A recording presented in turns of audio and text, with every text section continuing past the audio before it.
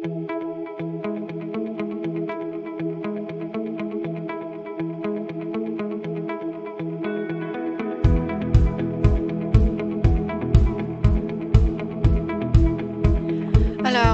eh bien, bonjour à toutes et à tous. Bienvenue pour ce 4e webinaire de professionnalisation des acteurs de l'illettrisme en Bourgogne-Franche-Comté pour comprendre les freins des adultes en situation d'illettrisme et en insécurité langagière face à la lecture et l'écriture. Avec donc Hervé Adami. Bonjour Hervé. Bonjour Merci Christine, de nous bonjour tout le rejoindre monde. voilà, aujourd'hui. Donc avant d'entrer dans le sujet, hein, donc juste bon comme d'habitude, le point d'organisation, c'est vous avez à votre disposition dans la barre de tâches, il y a la rubrique chat qui vous permet donc de déposer en tout cas vos questions que Hervé se chargera de répondre en temps et en heure comme il le souhaite, pas de problème. Et donc pour cette 4e intervention, évaluation et formation des adultes en insécurité langagière, quelles démarches et quels outils? Hervé nous propose d'entrevoir les meilleures pistes et les outils les plus adaptés pour l'évaluation et la formation. Donc Hervé, je vais vous laisser la parole pour que vous puissiez donc nous en dire un peu plus sur le sujet. Voilà, merci Christine, merci Christine, voilà, démarrer. Euh, oui, donc sur les pistes, d'abord je vais scinder un petit peu en deux l'intervention. Mhm. Peut-être justement entre les deux prendre des questions et puis voir un petit peu pour la suite. Donc la première partie, ce serait faire un petit peu un état des lieux des difficultés des adultes qui nous intéressent ici. Donc par rapport aux formations précédentes, par rapport à ce qu'on a vu la dernière fois avec des productions d'adultes en difficulté, pour essayer d'avoir c'était pour vous donner une idée un petit peu plus concrète de tout ça. Donc faire un petit peu le point de ce que peuvent représenter ces difficultés. Et puis ensuite, la deuxième partie, ça serait véritablement sur les pistes qui sont que je peux proposer. Alors après, on verra sur les outils, enfin les pistes et les outils en fonction de ces publics dont je vous reparlerai un petit peu par la suite. Donc, l'état des lieux, hein, des difficultés, quand je parlais d'évaluation, en fait, c'était peut-être une précision que j'aurais dû apporter, mais bon, peu importe. Là, c'est plus, il faut plus raisonner en termes de positionnement qu'en termes d'évaluation, parce que l'évaluation, on garde encore, on a toujours ces deux aspects, évaluation formative, évaluation sommative, l'une étant plutôt avec des notes et l'autre sans notes. Mais en l'occurrence, c'est pas véritablement d'évaluation dont il serait plutôt question ici, c'est plus d'un positionnement. Donc le positionnement, c'est le terme que vous devez tous connaître, vous en devez tous en faire régulièrement. Et c'est pas qu'une question de terminologie. Le positionnement, c'est pour véritablement voir où en sont les personnes. Parce que la première chose de l'état des lieux que je vais faire ici, c'est que précisément, puisqu'il s'agit d'adultes, à la différence des enfants qui ont forcément un parcours de vie un petit peu plus court, qui sont tous, quand il y a des difficultés, on les prend classe par classe, ils ont tous à peu près le même âge, peut-être 1 ou 2 ans d'écart, mais là, c'est à peu près tous le même âge, le même programme, les mêmes lieux, le même dispositif. Voilà. Il y a beaucoup de choses qui ressemblent, et malgré ça, il y a quand même, bien sûr, l'hétérogénéité est importante, mais en ce qui concerne la formation d'adultes, c'est bien plus hétérogène que ça. Parce que ces adultes qui ont un parcours qu'on retrouve en formation, alors l'âge, ben, on doit en avoir à peu près de tous les âges, hein. En principe, quand on parle d'illettrisme, c'est à partir de 16 ans, donc la fin de l'école obligatoire. Et ça peut aller jusqu'au bout où on retrouve des gens qui viennent en formation. Donc c'est extrêmement large. Et ce qui veut dire aussi, donc, plus le parcours est long, et plus on va avoir forcément des parcours qui sont différents les uns des autres pour plein de choses, parce que c'est le processus, c'est la vie qui est comme ça. Tout dépend du parcours professionnel, du parcours scolaire, du parcours dans la vie. Est-ce qu'il y a des enfants? Est-ce qu'il n'y a pas d'enfants? Parce que ça peut avoir aussi un rapport avec le scolaire. Voilà, il y a plein de choses dans la vie qui font que les parcours des adultes sont forcément différents les uns des autres. Et ça a un impact sur ça a un impact sur leurs compétences à l'oral et surtout à l'écrit, puisque c'est là-dessus c'est sur cette question-là, c'est cette question-là qui nous intéresse depuis le début.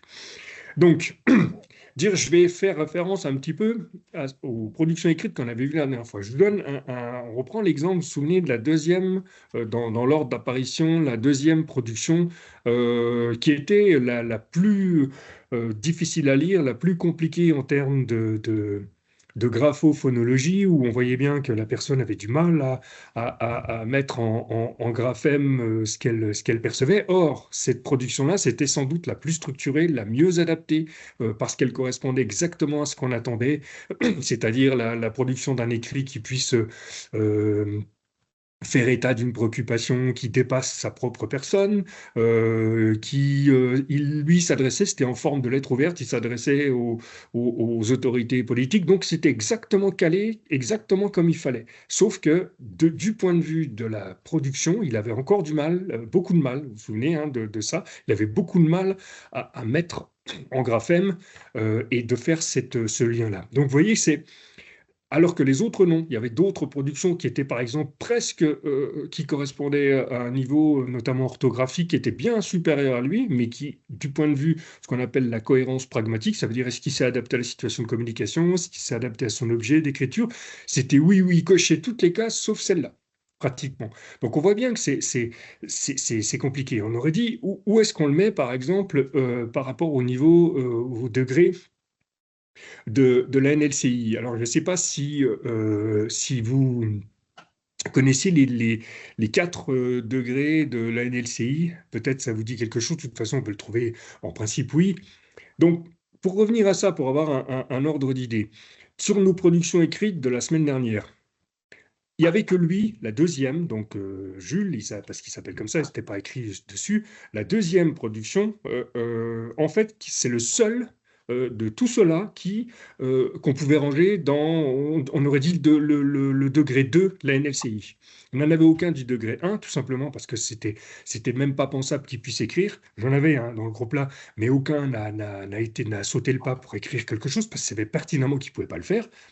Donc le seul degré 2 donc qui correspond selon la NLCI, degré 1, degré 2, c'est à des personnes qui relèvent de l'illettrisme, degré 3 et 4, non. Or, vous avez vu que tous les autres se trouvaient entre le 3 et le 4, parfois un petit peu entre les deux, mais bon.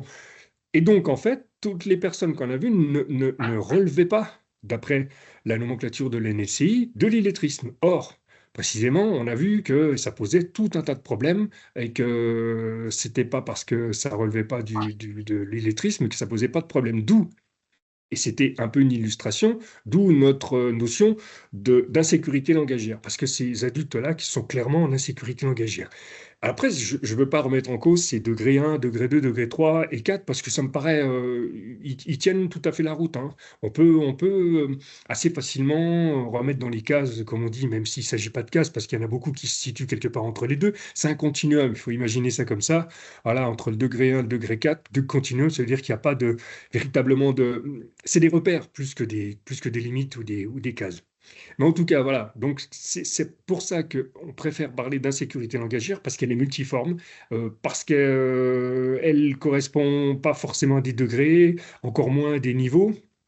On l'a vu, j'ai essayé de vous le montrer concrètement l'autre fois, mais on pourrait multiplier ces exemples-là. Donc, en tout cas, ce qui est sûr, c'est qu'ils sont en insécurité langagière dans le sens où l'insécurité langagière, pour nous, on le définissait là, c'est ils ont des difficultés à s'adapter à la situation de communication écrite, ils ont des difficultés à s'adapter à l'objet. En l'occurrence, c'était un article. Alors, je ne dis pas que c'était facile de s'y adapter, mais en tout cas, on voit bien que, y compris sur la construction, et ça, je vais revenir un petit peu sur les détails, sur la construction de leur petit article, sur la construction de leur discours écrit, on appelle ça un discours, hein, ça posait toute une série de problèmes sur lesquels je ne vais pas revenir, puisqu'on l'a déjà fait la dernière fois. Donc voilà, pour l'idée de revenir sur pourquoi positionnement et pas évaluation, parce que le positionnement, il est plus large que l'évaluation. Le positionnement, il va nous permettre justement de comprendre où se trouve la personne, pas simplement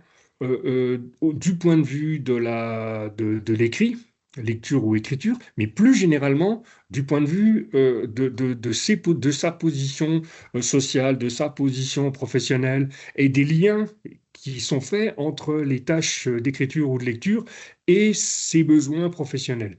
Donc, mais de toute façon, le positionnement, là, encore une fois, je prends comme exemple, ce qui me semble aussi assez intéressant comme base, c'est le positionnement qui est fait, enfin le positionnement, en tout cas la grille qui est faite pour je cherche le mot, les compétences clés.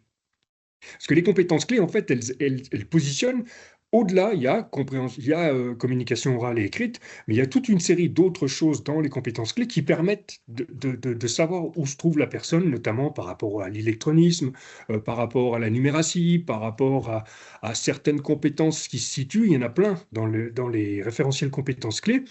Oui, il y a effectivement là où on parle de communication orale et écrite, mais il y a plein de choses dans le référentiel compétences clés où il y a besoin de communiquer à l'oral et ou à l'écrit.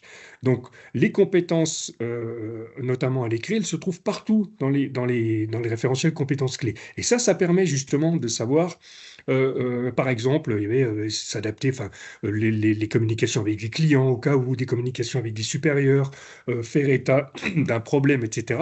Donc là, c'est pas de la communication, ça rentre pas dans la communication orale ou écrite, mais ça en est quand même. Donc ça veut dire que cette idée du positionnement, elle permet de comprendre où se trouve la personne par rapport à toute une série d'autres compétences, dont bien sûr les compétences langagières, orales et écrites. Donc, finalement, du point de vue des outils de positionnement d'évaluation, ils existent. On peut se servir de ça. Je vais revenir après sur peut-être des choses là aussi qui existent, dont on s'est servi. Je vous parlerai d'un projet sur lequel on travaille, dont on s'est servi, qui est par exemple Evacob. Je pense que vous connaissez cet outil-là. Bah, cet outil-là, on l'a utilisé. Il me semble intéressant parce que précisément, il vise assez large. C'est pas sur des compétences stricto sensu de compréhension orale, écrite, et heureusement d'ailleurs, parce que on n'en est plus là. J'ai vu passer, et j'ai encore vu passer des choses récentes, mais ça, je dirais pas d'où ça vient, ni comment, je veux pas dire du mal, mais où l'évaluation portait spécifiquement sur de la conjugaison, par exemple, ou sur des dictées. Donc on s'est dit, à quoi ça rime? On peut toujours évaluer, on dit voilà, alors il leur faisait faire des exercices, comment je conjugue tel verbe, on leur donnait des phrases en leur demandant où se trouve le verbe, où se trouve le sujet, etc. Et c'était censé évaluer des compétences pour des personnes qui relevaient, ou en tout cas on voulait détecter, relevant de l'illettrisme. Donc encore une fois, je les ai vus, hein. Je ne vous dis pas d'où ça vient, ni comment je les ai vus, mais je les ai vus. Donc, ça me semble complètement à côté de la plaque pour dire les choses assez crûment. En revanche, les outils dont je vous parlais, sur notamment le référentiel des compétences clés, c'est vraiment un référentiel de positionnement où on peut aller chercher la communication écrite et orale, mais à l'intérieur de ce référentiel, il y a plein de choses qu'il faut savoir faire, ou qu'ils doivent savoir faire, ou qu'on devrait pouvoir savoir faire, forcément en ayant ces compétences écrites ou orales. Elles sont implicites là, elles sont toujours là. Donc, le positionnement, pour finir là-dessus, parce qu'il faut évaluer sur des compétences beaucoup plus larges que l'écrit à l'oral, puisque sachant que l'écrit à l'oral, en tout cas l'écrit ici pour ce qui nous concerne, la communication, les compétences en communication écrite, lecture, écriture, on les trouve à peu près partout. Donc, c'est central, en fait, hein. Donc, ça veut dire qu'il ne faut pas passer à côté, mais c'est central, et en même temps, comme c'est central, ça veut dire que ça touche beaucoup d'autres domaines. Alors, le, le positionnement maintenant, si j'aborde la question plus spécifique de la lecture et de l'écriture, on va essayer de faire un petit peu le point, de savoir exactement ce qu'on peut évaluer et comment on peut le faire. Alors, on a vu que les compétences, ça va de la quasi-impossibilité de lire un petit texte. L'impossibilité, c'est un public qui relève de l'analphabétisme. Alors on peut en trouver, hein, mais pour ce qui concerne les personnes qui sont scolarisées en France, elles sont très rares, hein. On avait dit, les chiffres sont qu'on a qui permettent de voir, de mesurer le taux de personnes en situation d'analphabétisme en France, scolarisées en France, c'est moins de 1%. Les chiffres, c'est ceux qui sont donnés par les journées d'appel. J'oublie à chaque fois le nom, les journées de défense, défense et citoyenneté, les JDC, je crois. Ouais, ça change encore de nom, enfin bon. Et donc, JDC, oui, oui. En plus, en plus, il y a mes trois fils qui l'ont fait tout récemment, là, comme ça. Donc, à chaque fois, j'oublie le nom. Donc, je peux pas. Le dernier, c'était cette année. Et donc, ça nous permet de savoir où ils en sont de ce point de vue-là. Donc, les plus en difficulté sont ceux qui ont des problèmes tout simplement de déchiffrage, de décodage, et qui ont des difficultés forcément à comprendre, puisque le problème se pose du déchiffrage et décodage. Et par exemple, les JDC évaluent ce type de problème en leur donnant, en leur donnant des pseudomots, en leur faisant lire par mot et puis par phrase. Donc, on arrive à avoir une idée assez précise de ce que sont ces niveaux. Donc, le premier problème qu'on a, et on va voir qu'on en a d'autres, hein, au fur et à mesure qu'on avance, on va voir les problèmes des types qu'on avait vus, des textes qui ont été produits et qu'on avait analysés la semaine dernière. Cela ne relève pas du problème phonologique, sauf le deuxième. C'est pour ça que je l'avais laissé et qu'on avait un peu une idée. Donc, la première compétence, c'est la compétence graphophonologique, ça veut dire la capacité à voir le lien, l'articulation entre les phonèmes et les graphèmes.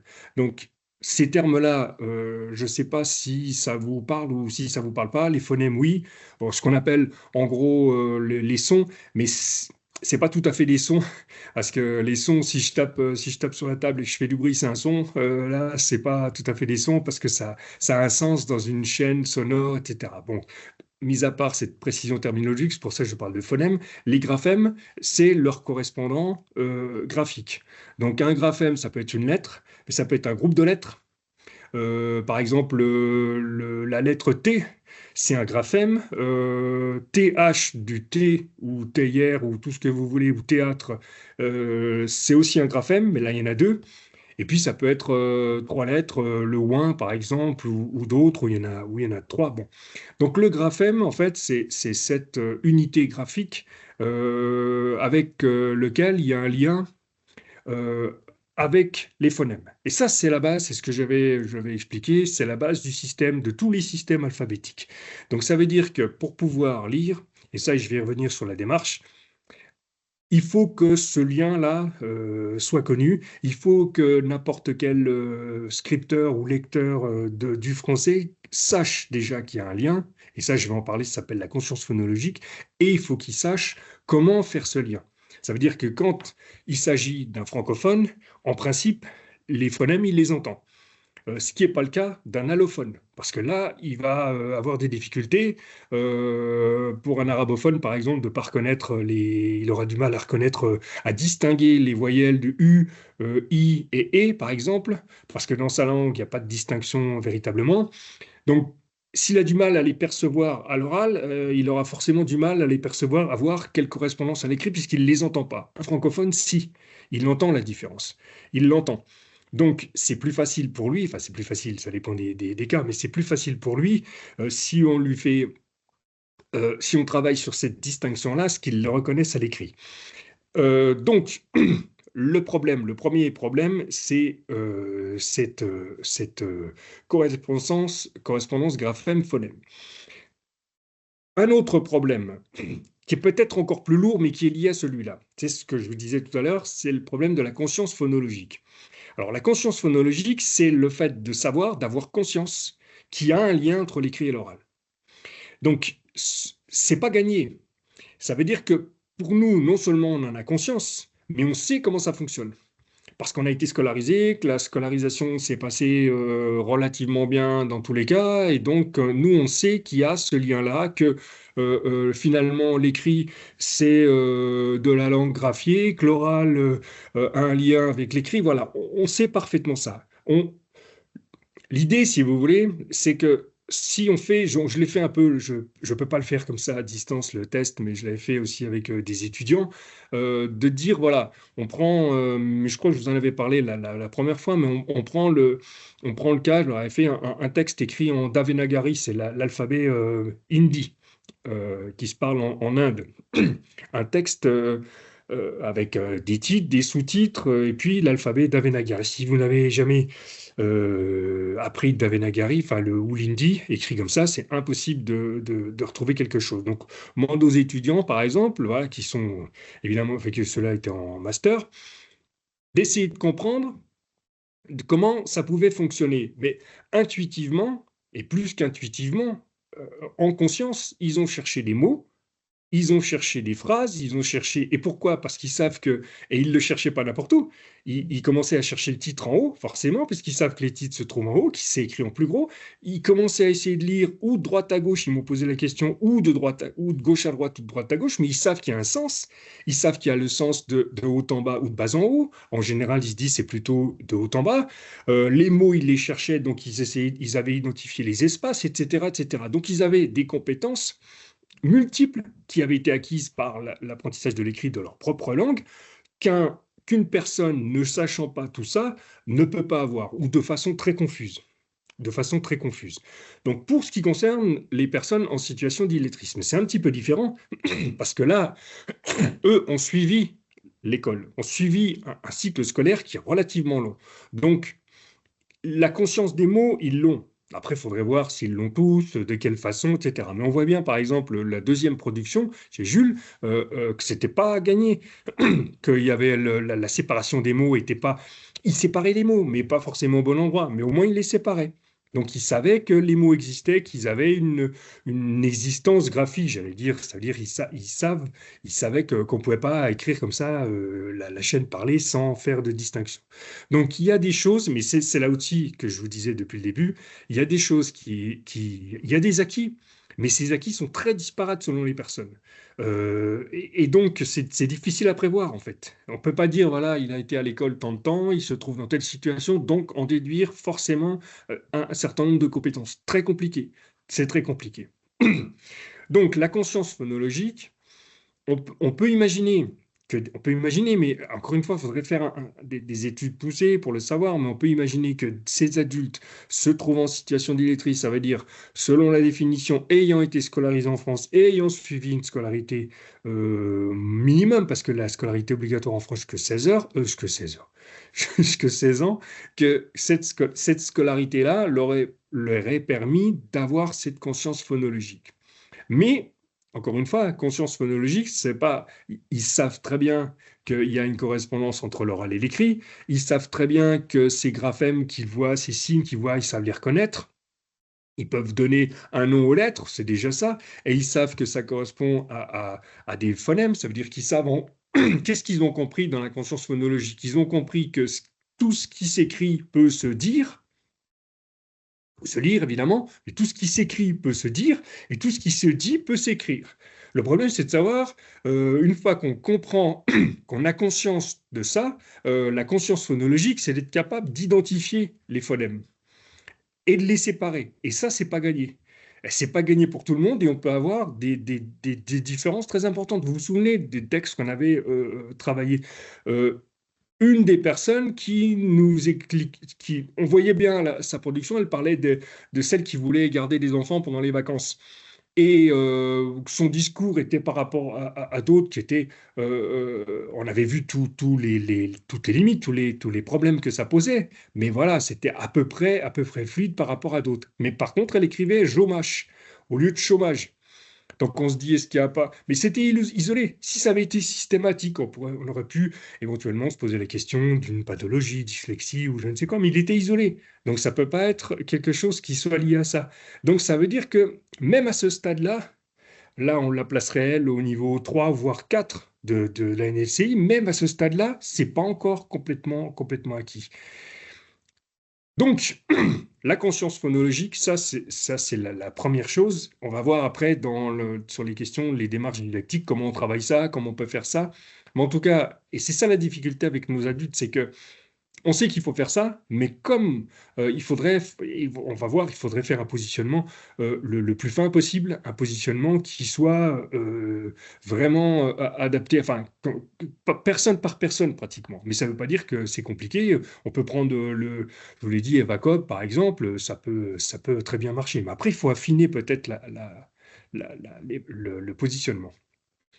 Alors ensuite, donc ça, c'est les premiers. J'y vais par étapes. L'autre étape importante dans les difficultés, c'est ce qu'on appelle le lexique mental. Enfin, ce qu'on appelle, c'est les psycholinguistes. Je ne suis pas psycholinguiste, mais enfin bon, je connais un peu leurs travaux quand même, évidemment. Ce qu'on appelle le lexique mental. Le lexique mental, si vous voulez, c'est la somme des mots qu'on a mémorisés, qu'on connaît. Ça ne veut pas dire dont on connaît exactement le sens, parce qu'on va voir justement que c'est là que ça pêche, mais c'est des mots qu'on a mémorisés, qu'on a entendus, qu'on connaît, et dont on connaît au moins approximativement, ou plus ou moins précis, on va dire plus ou moins précisément le sens. Donc ce lexique mental, c'est de la mémorisation. Donc le lexique mental, là aussi les études varient. Combien de mots on connaît, combien... Alors, encore une fois, on va voir aussi la différence, c'est combien de mots on connaît, c'est-à-dire qu'on est capable de dire, voilà, je le connais, je l'ai déjà entendu, dont je connais très bien le sens ou dont je connais approximativement le sens, et combien de mots j'emploie. C'est pas la même chose, parce qu'on entend et on reconnaît beaucoup plus de mots qu'on en emploie tous les jours. Donc, je sais pas si je vous donne le mot qui me vient à l'esprit, tiens, inopportun. Inopportun, si je vous dis inopportun, tout le monde connaît le mot, je pense ici, tout le monde en connaît le sens, mais combien de fois vous l'employez dans la journée, dans la semaine et dans le mois? Bon, moi c'est pareil, hein. Alors, peut-être à l'écrit, oui, à l'oral, c'est quand même moins sûr. Donc voilà, cet exemple-là, on peut le multiplier par des dizaines ou des centaines. Donc ce lexique mental, c'est important parce que ça, justement, ça fait la différence entre les francophones et les allophones. C'est aussi pour ça qu'on fait cette distinction illettrisme ou fli ou fleu, voilà, selon. C'est en partie à cause de ça. Ce qui veut dire que le lexique mental, il est plus ou moins ce qu'on appelle aussi, mais ça rejoint un petit peu le répertoire langagier en fait, hein. Plus on connaît de mots, plus on a entendu de mots, même si on n'en connaît pas le sens précisément, mais plus on a entendu de mots, plus on connaît de mots, plus on sera capable de les retrouver à l'écrit, de les reconnaître, ou en tout cas de les repérer plus facilement à l'écrit.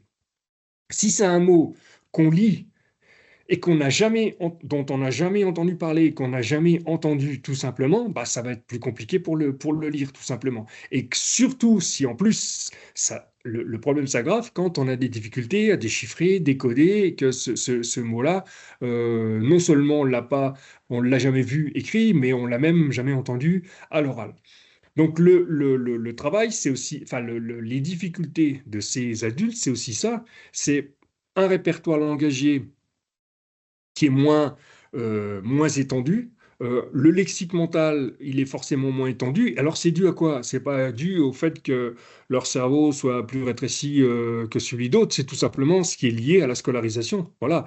C'est-à-dire qu'en fait, ce répertoire langagier, ce lexique mental, plus on va avancer dans les études et plus il va s'élargir, tout simplement. C'est ça l'apprentissage, c'est que les mots, on en apprend tous les jours, mais on en apprend tous les jours quand on est à l'école, ça va au collège, lycée et plus forte raison à l'université. Donc tous les jours on en apprend, tous les jours ce lexique mental s'élargit, le répertoire langagier s'élargit. Ce répertoire il s'élargit aussi par le fait que on va, et là je parle de l'écrit, qu'on va lire. Plus on va lire, eh ben, plus on va voir des mots comme inopportun, justement, qu'on n'aura pas forcément l'occasion d'entendre, mais qu'on va lire beaucoup moins rarement. Donc ces mots-là, eh ben, les voyant, les écoutant, les entendant et tout ça mélangé, c'est surtout en les lisant, bah, il va s'ajouter à notre répertoire langagier. Donc ça veut dire que plus on va lire, et pas forcément des livres d'auteurs, hein, la lecture, j'y reviendrai après pour la démarche, quand je vais parler de la démarche, hein, la lecture, c'est pas que des livres d'auteurs, c'est pas des romans, c'est pas des classiques, c'est des magazines, des documents, enfin voilà, on viendra là-dessus. Donc, plus on va lire, encore une fois, plus on va avoir l'occasion d'élargir ce répertoire. Alors que ça peut faire la base d'une démarche, justement. Euh, on sait aussi que justement, c'est un cercle vicieux. C'est-à-dire que plus on a de difficultés à lire, plus on a de difficultés à lire et comprendre ce qu'on lit, et ben moins on va lire, forcément, puisque ça va être déjà une source de stress, la lecture. Ça va être une source de difficulté et d'efforts, c'est-à-dire qu'ils vont devoir faire des efforts. Alors, ceux qui ont passé le cap du déchiffrage, décodage, ça va aller un petit peu mieux, mais c'est quand même un effort. Et on va voir que ça ne s'arrête pas là, hein. Il y a encore d'autres efforts à faire. Mais il va falloir qu'ils décodent, qu'ils déchiffrent, et ça, c'est pas évident. Une fois que ce passage-là est fait plus ou moins facilement, encore une fois, hein, il faut s'attaquer au répertoire, c'est-à-dire qu'ils vont buter régulièrement sur des mots qu'ils n'ont jamais vu écrits, voire, je viens de vous le dire, qu'ils n'ont jamais entendu ou qu'ils ont entendu ou qu'ils connaissent très vaguement, dont ils ont une vague idée du sens. Donc, ils vont buter régulièrement. Donc, plus ils vont faire d'efforts, plus ça va leur demander d'efforts, et ben moins ils vont lire. Et moins ils lisent, et moins ils ont de chances d'élargir leur répertoire langagier. Donc, la démarche, elle va consister justement à essayer d'élargir le répertoire, d'essayer de familiariser le travail. Ça va être un travail essentiellement de familiarisation avec l'écrit. Le faire le plus souvent possible, mais en même temps procéder par étapes, etc. Pour que ça puisse se développer, pour qu'on aille vers une fluidification de la lecture. Plus la lecture va être fluide, plus ils vont lire, plus ils vont accroître leur répertoire langagier, plus ils vont accroître leur répertoire langagier et leur lexique mental, plus ils vont lire facilement. Voilà. Et une fois que l'idée, c'est de démarrer ça. Donc ça, c'est sur le répertoire. Maintenant, ce qui va leur poser problème aussi, un cran encore au-dessus, c'est tout ce qui concerne on va appeler ça comme ça, la cohérence textuelle ou cohérence discursive. Alors, qu'est-ce que c'est que la cohérence textuelle ou la cohérence discursive d'un texte? C'est des mots savants, mais je vais vous expliquer ce que c'est. C'est pas si compliqué que ça.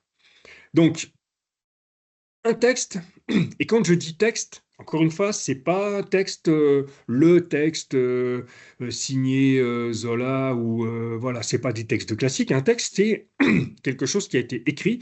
On parle même de texte pour l'oral, mais là, on va s'en tenir à l'écrit. Un texte, c'est un document.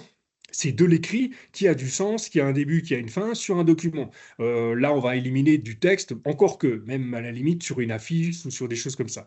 Mais un texte, c'est n'importe quel document.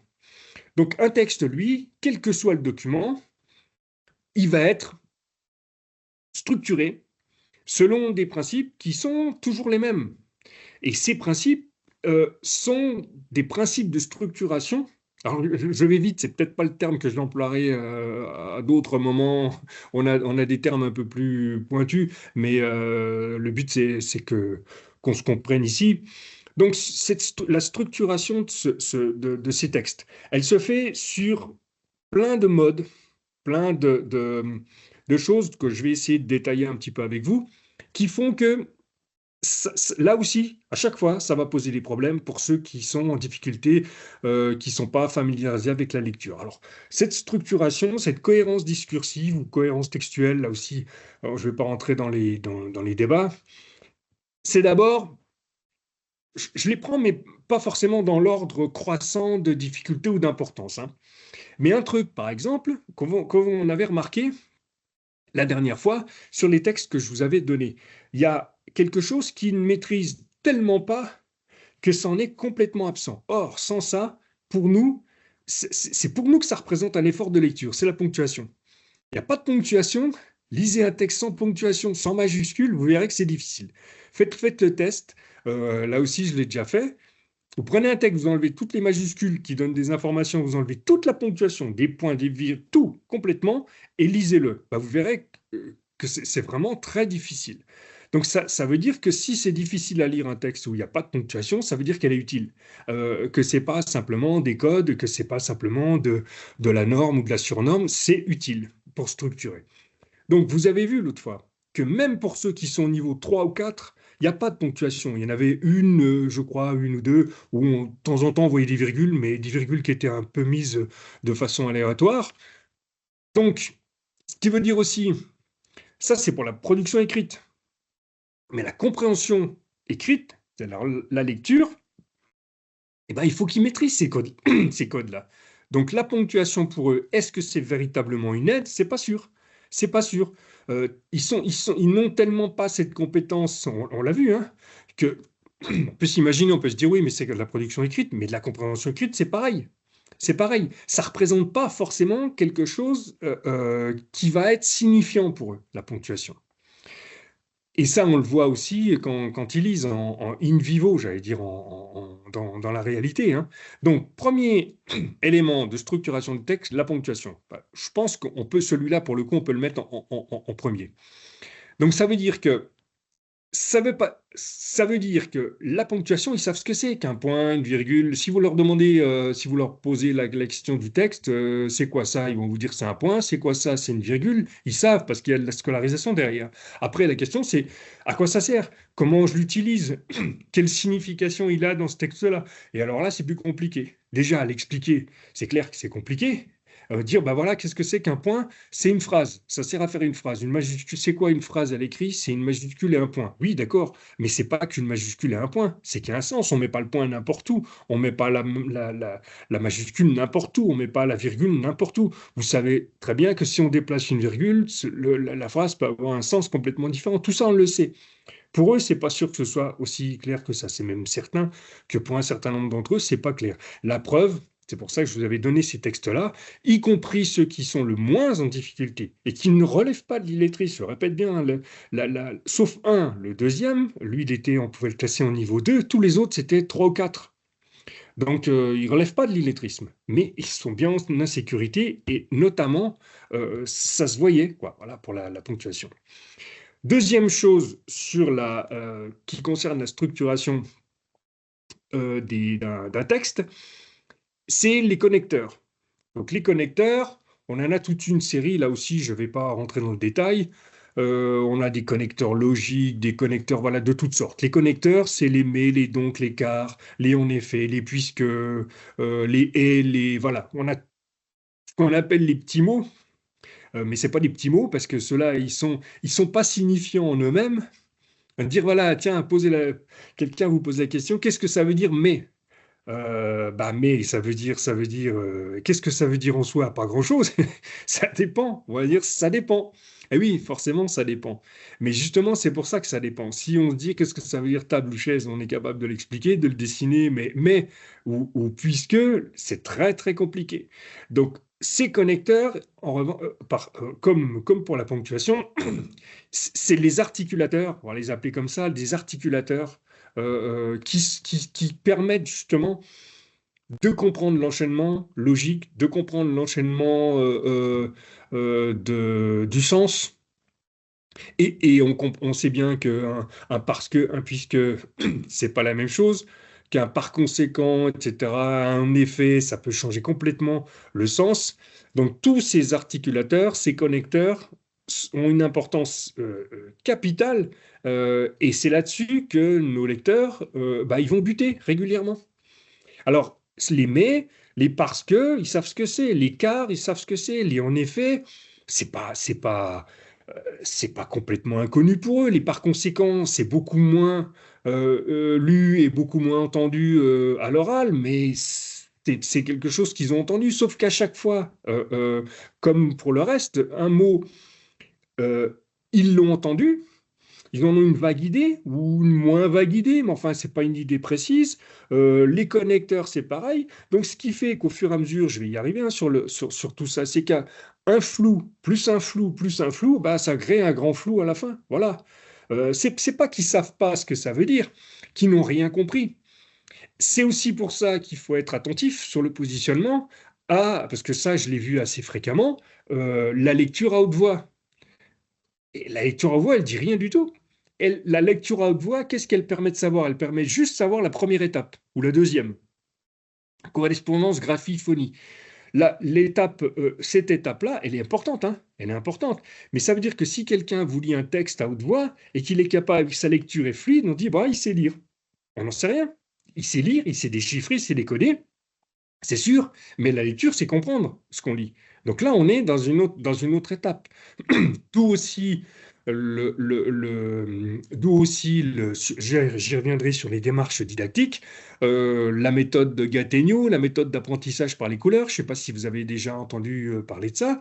Eh ben, prudence, quoi. Prudence, parce que ça permet de déchiffrer, de décoder. Là aussi, c'est nécessaire. Mais si on s'arrête là, on n'a fait que la moitié du chemin.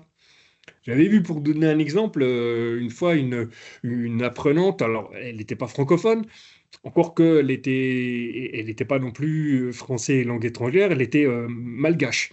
Donc à Madagascar, la langue officielle est le français, enfin ils ont un peu changé, enfin elle est co-officielle, mais le français n'était pas une langue inconnue. Elle avait appris, en arrivant en France, la lecture par la méthode dite Gattegno, le Silent Way, enfin c'est la même chose, hein, apprentissage par les couleurs, etc. Et donc, elle voulait absolument me montrer qu'elle savait lire. Je voyais bien qu'elle avait des difficultés, justement, à comprendre, voilà. Mais, mais elle voulait absolument me montrer qu'elle savait lire. Donc, elle m'a demandé. Donc, j'ai pris un texte, n'importe lequel, enfin, pas tout à fait n'importe lequel. J'en ai pris un, enfin, qui était quand même assez difficile. Puis, au moment où je lui ai donné, je dis oui, mais là, il est peut-être un peu difficile. Bon, on verra bien ce qu'elle fait. Donc, elle voulait me le lire à haute voix. Elle l'a lu à haute voix. Et à ma surprise, même moi, j'étais surpris, elle l'a lu très vite, très bien. Mais évidemment, quand j'ai commencé à lui poser des questions, elle n'avait rien compris. Rien compris. Donc elle a réussi à le lire parce qu'elle avait appris cette méthode des couleurs. Alors pour le coup, c'était efficace, hein, parce qu'elle a lu un texte assez complexe auquel elle a quasiment rien compris, mais elle l'a lu de façon fluide. Donc au moins la première étape, décodage, déchiffrage, graphophonologie, tout ça sur lesquels je reviendrai, au moins ça le permet. Mais après, comme cette méthode-là, eh ben, elle s'arrête un petit peu là, après il faut passer à autre chose. Mais on ne peut pas en faire une méthode en soi et pour soi. Après, on peut faire aussi la même chose sans passer par ce système des couleurs, parce que c'est une méthode, disons, on va dire autosuffisante, assez fermée sur elle-même, quoi.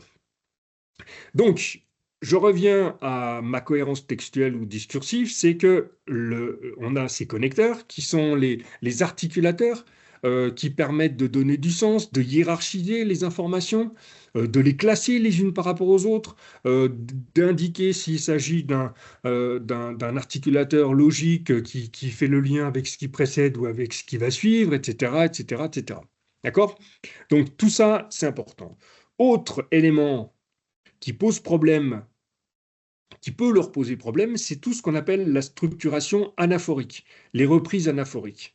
Les reprises anaphoriques, alors les anaphores, ces dernières années dans le débat politique, ils ont usé et abusé du terme. En fait, ça ne correspond pas à, même, j'allais dire pas du tout, presque pas du tout, le fait de répéter des trucs. C'était reparti là-dessus. Je crois qu'il y a un discours présidentiel, c'était, comment il s'appelle, Hollande, qui avait dit moi président, etc. Moi président, etc., etc. Ils avaient dit ça, c'est l'anaphore. Bon, oui et non, c'en est une, mais ça n'est qu'une des variétés. Les anaphores, en fait, c'est la reprise. La plus fréquente, c'est ce qu'on appelle l'anaphore. Alors, je vais dans le détail un peu technique, mais vous verrez que ça, c'est important. L'anaphore pronominal, ça veut dire le fait de reprendre, de dire par exemple, je ne sais pas moi, le cambrioleur, je parle de ça, je donne cet exemple-là parce qu'on va voir l'utilisation des faits divers, tout ça, ça peut être des bons supports. Le cambrioleur s'est introduit dans la maison, il a dérobé tout ce qui se trouvait voilà, à portée de sa main. C'est le cambrioleur. Ça, c'est une reprise anaphorique. Donc, et pronominale. On peut avoir une reprise anaphorique du style, par exemple, à propos d'un accident, aussi un fait divers. Euh, deux automobiles se sont percutés hier. sur un tel croisement, les deux véhicules étaient conduits par un tel, un tel. Véhicule automobile, c'est la reprise de l'un par l'autre. Ça, c'est des reprises anaphoriques. Voilà. Donc en fait, là, je ne vais pas faire tout le détail, mais un texte, il est construit autour de ces reprises, donc qu'on utilise tout à fait spontanément, qu'on utilise sans problème, sauf que pour certains d'entre eux, ça pose un problème. Je crois que je vous avais donné, je vous avais parlé de cet exemple-là où j'avais travaillé avec des apprenants en difficulté sur un petit texte, un petit fait divers comme ça, qui faisait une dizaine de lignes. Je vous avais cité cet exemple-là faisait une dizaine de lignes sur une rixe qui avait eu lieu que ça mettait en scène un couple qui s'était battu, qui avait commencé à se battre dans son appartement, et ça s'était fini dans la rue. Et donc le journaliste, il avait fait état de ça, mais les apprenants à qui j'avais fait lire ça, je dis voilà, ils vont comprendre. Et quand je leur ai demandé qui ça mettait aux prises, enfin combien de personnes il y avait concernées, c'était deux tout simplement. Eux, il y en a qui m'ont trouvé 5 ou 6 personnes. J'ai dit, mais comment c'est possible de me trouver 5 ou 6 personnes là-dedans? Je dis, si, si, bah, ça s'est fini en bagarre générale. Il y en a même un qui m'a dit. Je dis, mais comment ça, une bagarre générale? Et en fin de compte, en leur reprenant le texte, bah, je me suis rendu compte que le journaliste, j'avais compté 7 fois, il avait eu 7 façons différentes de parler des mêmes personnes. 6 fois pour une personne, 7 fois pour l'autre. Et de façon tout à fait. Même moi, je m'en étais pas rendu compte, tellement j'avais lu. Mais c'était la victime, c'était l'homme, la femme, l'époux, il, elle, etc. Il parlait des mêmes, mais c'était pour éviter de se répéter dans son article. Voilà, c'est ce qu'on fait tous. Mais eux, ah ben, ils s'étaient perdus dans cette liste-là. Et comme il y avait, là, ils avaient bien compris, la police était intervenue. Et je crois qu'il y avait la police et les voisins qui étaient venus voir. C'est tout, mais eux n'étaient pas intervenus. Mais comme il y avait la police, les voisins, plus tout un tas de références, eh ben, ils ont vu une bagarre générale. Alors que pas du tout, c'était pas du tout ce que disait le texte. Le texte était très simple. Donc ils se sont perdus dans ces références anaphoriques. Et donc, on voit bien que là encore, si quand c'était ce travail-là, ils l'ont fait, je m'en suis rendu compte, je m'en suis aperçu. Le texte était d'une simplicité, voilà, un fait divers raconté par un journaliste, il n'y avait rien de compliqué. Et ben voilà. Donc ce genre de truc, on s'en rend pas forcément compte. Alors peut-être que d'autres l'auraient lu sans voir tout ça, mais si on a des textes qui sont un peu plus complexes, avec un peu plus de références, des connecteurs un peu plus présents, des anaphores un peu plus compliqués, voilà, et ben ils sont vite perdus. Donc c'est pas la lecture à haute voix nous dirait pas grand-chose, mais si on doit leur poser des questions, et c'est là-dessus qu'on va voir pour la démarche, si on doit leur poser des questions, eh ben on s'aperçoit vite que ils se sont perdus sur des sujets dont on pensait pas qu'ils pouvaient se perdre. Donc les connecteurs, les anaphores, la ponctuation. On a aussi, entre autres, mais je ne fais pas tout, hein, mais c'est pour vous donner un petit peu concrètement, tout ce qui concerne ce qu'on appelle les inférences ou les implicites. Donc, les inférences ou les implicites, c'est une information qui est donnée de façon implicite par une autre information.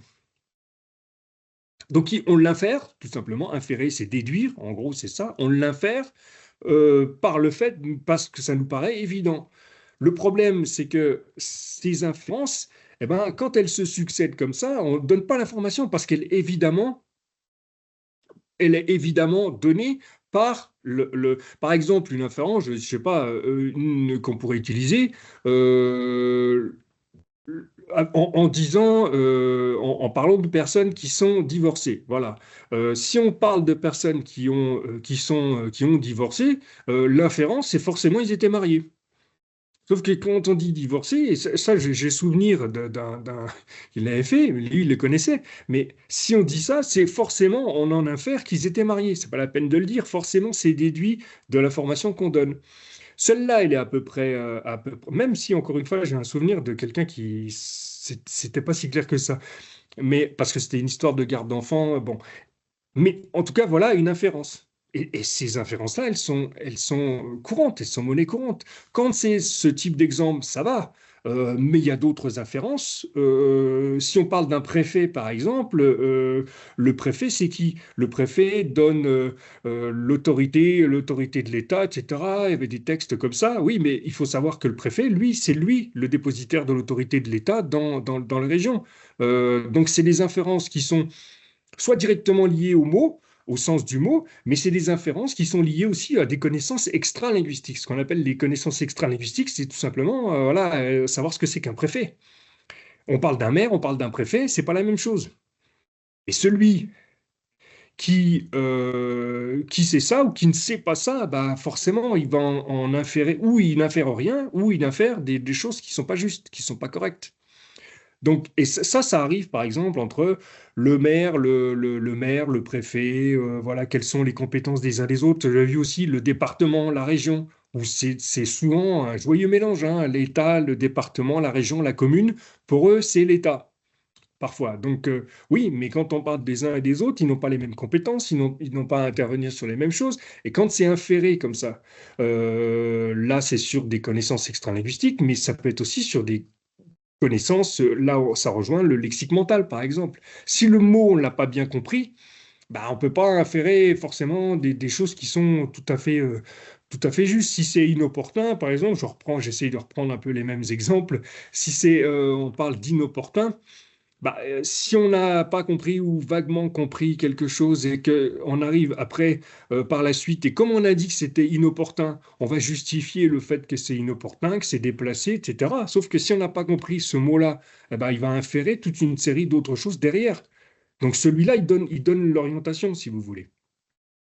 Donc ces inférences, ces implicites, là, il aurait fallu que je fasse un, mais là c'est long, on déborde largement, hein, mais faire un travail avec des textes pour vous montrer, parce qu'il faudrait qu'on en prenne beaucoup, il faudrait qu'on fasse une analyse un peu fine de tout ça, pour montrer que des textes tout à fait anodins, qui ont l'air anodins. C'est pour ça que je vous ai cité cette anecdote du fait divers et de la rixe, là, des choses qui sont des textes qui ont l'air tout à fait anodins, mais qui sont construits exactement de la même façon qu'un texte complexe. C'est à part des textes où on peut en avoir, par exemple, pour le journal des enfants ou des choses comme ça, qui sont vraiment, là, ils sont écrits en expurgeant ce type de trucs ou en les facilitant ou en les simplifiant. Là, c'est volontairement écrit comme ça. Mais pour la totalité des autres documents, c'est pas écrit comme ça. C'est écrit, j'allais dire, normalement. Et là-dedans, dans ce normalement, il y a de la ponctuation, des connecteurs, des inférences, des implicites, il y en a plein. On s'en rend même pas compte, nous.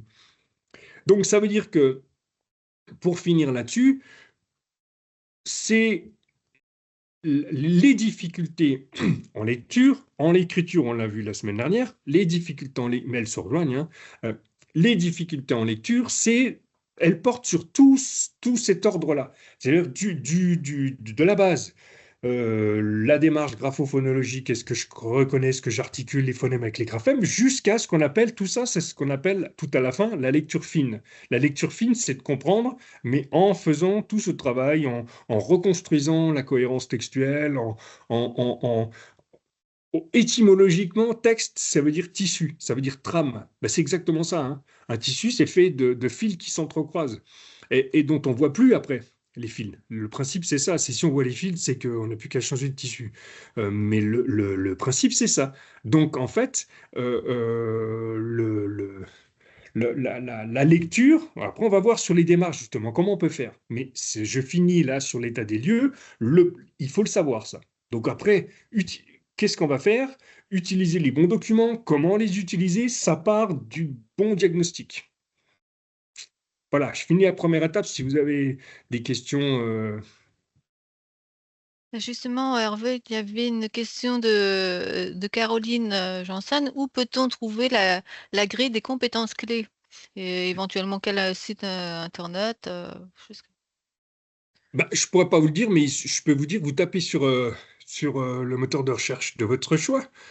Je vais pas- et vous tapez référentiel compétences clés Ouais. et vous tombez dessus. Et Oh, alors justement, moi j'ai regardé et puis donc je suis tombée sur un document de l'OCDE qui donne en fait des définitions des compétences clés avec, enfin, je dirais jusqu'à 6 niveaux particulier. Donc je ne sais pas si ça peut être suffisamment, Non, enfin, en fait, il y a un référentiel compétences clés, il y en avait un, et l'autre, enfin, il est articulé au milieu professionnel. Bah, ouais, c'est ça. ouais. Ce qu'on peut faire, Christine, c'est qu'à la fin, je vous l'envoie si vous voulez. Mmh. Parce que celui-là, il est utilisé, puis comme ça, vous le D'accord, OK. dispatchez, mais il est utilisé partout, quoi. Et Ouais, c'est une bonne base, il me semble, parce que vous verrez, c'est par degré, par compétence, il y a communication écrite et orale, et puis il y a d'autres choses. c'est C'est vraiment complètement une ça, bonne ouais, base de ouais. travail. Ah, parce que celui que j'ai, en fait, c'est plutôt niveau de maîtrise, enfin, ça explique les Oui, niveaux de compétences, enfin, oui, les cadres de compétences clés, et en plus, ça explique les niveaux de maîtrise qui sont au niveau 1, 2, 3. Donc, 1, c'est exécuter, 2, c'est inspirer, 3, c'est mener. oui, ça doit Ah, être donc, ça, ça, oui. c'est, Je l'ai plus en ça tête, doit mais être c'est ça. celui-là. Et avec, bon, effectivement, différentes échelles qui peuvent être bien explicitées. Donc, je le mets en ligne, et puis Oui, je normalement, verrai si. je crois qu'il y en a six thématiques, je Oui, crois. Il y a communication normalement, écrite et orale, ça fait ça. numératie, voilà. Mmh. Ouais. Mais Après, oui, il y a des distinctions entre, ce qui est fait au niveau européen, ce qui est fait par je dirais par le système français, et ensuite il y a le système professionnel français oui, qui va distinguer, un certain oui. nombre de choses. Mmh. Mais en OK. même temps, le système professionnel, déjà sur la base, je trouve qu'il est bien fait. Après, même si c'est professionnel, il y a plein de choses qu'on peut utiliser quand même. Mais je regarderai si on trouve le référentiel. Mais il a été décliné Bon, il y pour en a le. plusieurs, c'est pour ça. De toute Je façon, pense c'est l'année. qu'on doit faire attention entre celui qui est, donc dispensé au niveau européen, où je crois là on arrive sur 9 compétences, et ensuite on redescend, parce que le système français en a retenu qu'un certain nombre. Ah bah, Ouais, c'est Natalia possible. va peut-être nous expliquer. Natalia. Alors, Oui, tu peux moi, prendre, j'avais vas-y. une question plutôt que Ah des d'accord, OK. explications. Ah ben, vas-y. Mais je pense en fait, alors peut-être, je ne sais pas si ça va répondre à la question, mais peut-être que le référentiel, dont on parlait ou qui pourrait, éclairer, alors je ne sais plus qui posait la question, Caroline, c'est le référentiel, de la NLCI couplé avec le RS2CP. Oui, Celui-ci, je trouve qu'il est bien fait. Et celui-ci, on le trouve en ligne. Et voilà, il explique les degrés, comme Hervé vient de le faire, et puis par compétence. Donc celui-là, je pense qu'il pourrait répondre à la question de Caroline. oui, c'est ça. Il est couplé entre les Oui. compétences, les degrés. Après, on peut toujours. Encore moi, je trouve qu'il est quand même pas mal foutu. Après, il y a des choses qui peuvent être recoupées, mais enfin, bon, on va pas chipoter, mais globalement, il est pas mal fait parce qu'en plus, Mhm. et ça, on va voir justement sur la suite. En plus, ce qui est intéressant, c'est qu'il est vraiment très bien contextualisé. Mhm. C'est-à-dire, c'est pas des compétences comme ça dans l'air. Mhm. Mhm. Je sais du genre, je sais écrire un texte, c'est pas ça. C'est je sais communiquer avec mes collègues, je sais écrire telle chose, je sais comprendre telle chose. Voilà, c'est vraiment très contextualisé. Mhm. Sinon, moi, j'avais une question, Hervé, s'il vous plaît, parce que alors, j'en ai plusieurs, mais je pense que vous allez y répondre après en parlant de la démarche pour la lecture. Mais concernant, vous avez parlé de l'anaphore pronominale. Et ça m'a fait penser au FALC, que je suppose vous connaissez, le facile à lire et à comprendre, où Ah, justement on répète beaucoup les sujets pour éviter de perdre la personne, et puis on répète souvent le même pronom.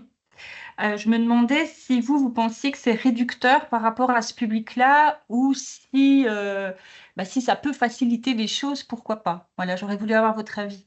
bah, je vais vous le donner après, effectivement. Vous D'accord. avez juste Ok. anticipé, ouais.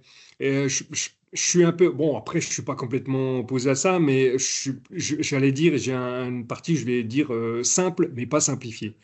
D'accord. Parce que ça peut aider, oui, si, quand même, mais il faut être prudent, quoi. Voilà. Mhm. Ok, très Mais je bien, vais y répondre merci. après. Ok, merci. Si.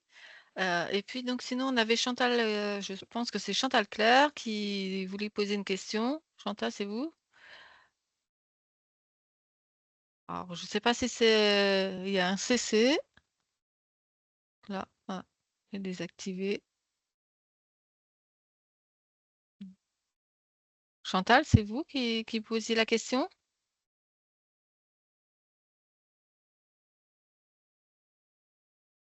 Bon, apparemment, je ne sais pas si c'est la même personne, mais en tout cas, dans le chat, donc les apprenants, voilà, ok. Donc les apprenants, d'après Chantal, hein, donc les apprenants ont des difficultés par rapport à la chronologie des faits. Ah oui. Ah oui, tout à fait, mais justement, oui, oui, tout à fait. En fait, ils ont souvent des problèmes avec la chronologie des faits, parce que quand on regarde bien un texte, la chronologie des faits, elle est établie justement par tout ça. Par des connecteurs, par des mots qui établissent la chronologie. Et donc parfois c'est pas ça se situe, enfin le récit il va pas du comment je veux dire du plus ancien au plus récent. Il peut y avoir des allers-retours entre l'ancien et le récent, du et hier, etc. Mais c'est marqué, c'est toujours marqué linguistiquement. Et donc justement, tout ce que je viens de vous dire là, c'est soit par des anaphores, soit par des connecteurs, par toute une série de choses qui maîtrisent plus ou moins. Et là, quand je dis maîtrise plus ou moins, ça veut dire que ça dépend des personnes.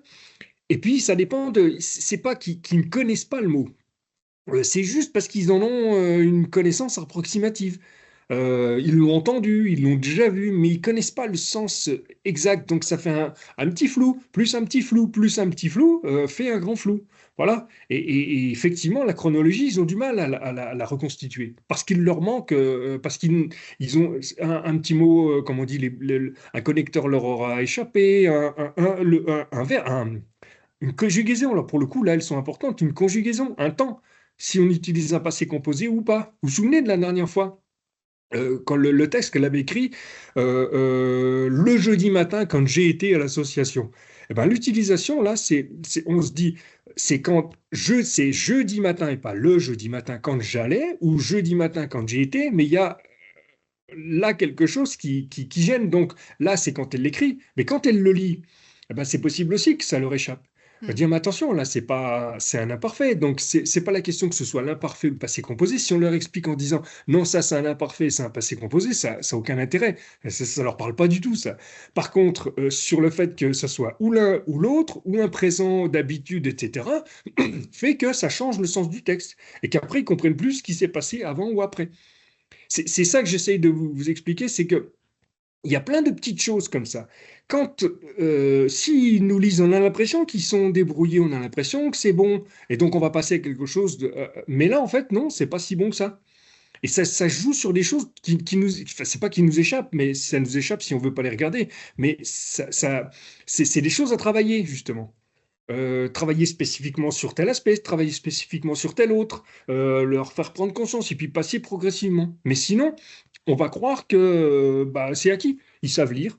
Ben, oui, ils savent lire, oui et non. Et donc, le risque aussi, et pas dire le danger, mais le risque, mais ça, je l'ai entendu plein de fois, c'est le risque de se dire, voilà, eh ben, au total, il y a de tels, alors pour le coup, pour le côté formateur, il y a de tels difficultés qui n'arrivent pas, que les formateurs ou des acteurs n'arrivent pas à expliquer, qui disent il y a un problème cognitif. En fait, ils comprennent rien, quoi. En gros, c'est ça, ça résume quand ils disent le problème cognitif. Mais non, enfin, ou peut-être oui, dans certains cas, c'est possible aussi, hein. Mais dans certains autres cas, le problème, il n'est pas, en tout cas pour la lecture, il n'est pas spécifiquement cognitif, c'est tout simplement parce qu'il y a des choses qui nous paraissent tellement évidentes à nous mais qui, des petites difficultés, plus une petite, plus une petite, plus une petite, fait qu'on arrive au bout du texte et ils ont compris de travers, tout simplement. C'est pas qu'ils ont rien compris, ils ont compris de travers. Parce que ce petit mot-là, ils le connaissent sans vraiment l'utiliser, ils savent pas, en effet, par exemple, voilà, ça a l'air de rien, en effet, mais en effet, c'est l'explication va suivre.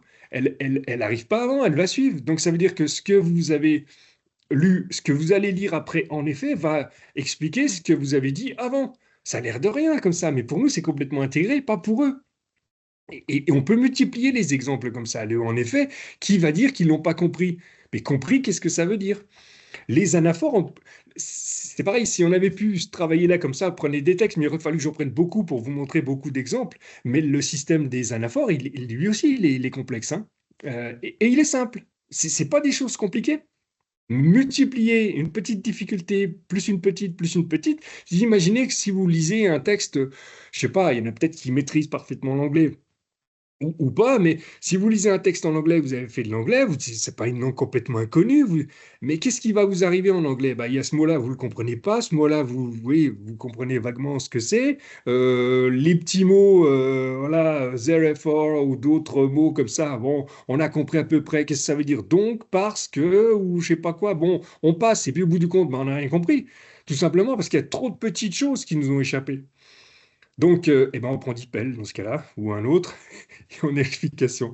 Mais voilà, prenez ça. Si vous lisez sans problème l'anglais, ça sera pas parlant pour vous. Mais si c'est pas le cas, bah, c'est approximatif hein, comme comparaison que je fais. Mais on est un petit peu là.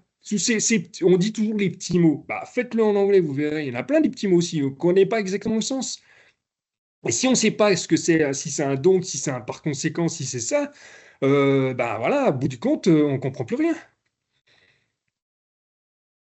Ok.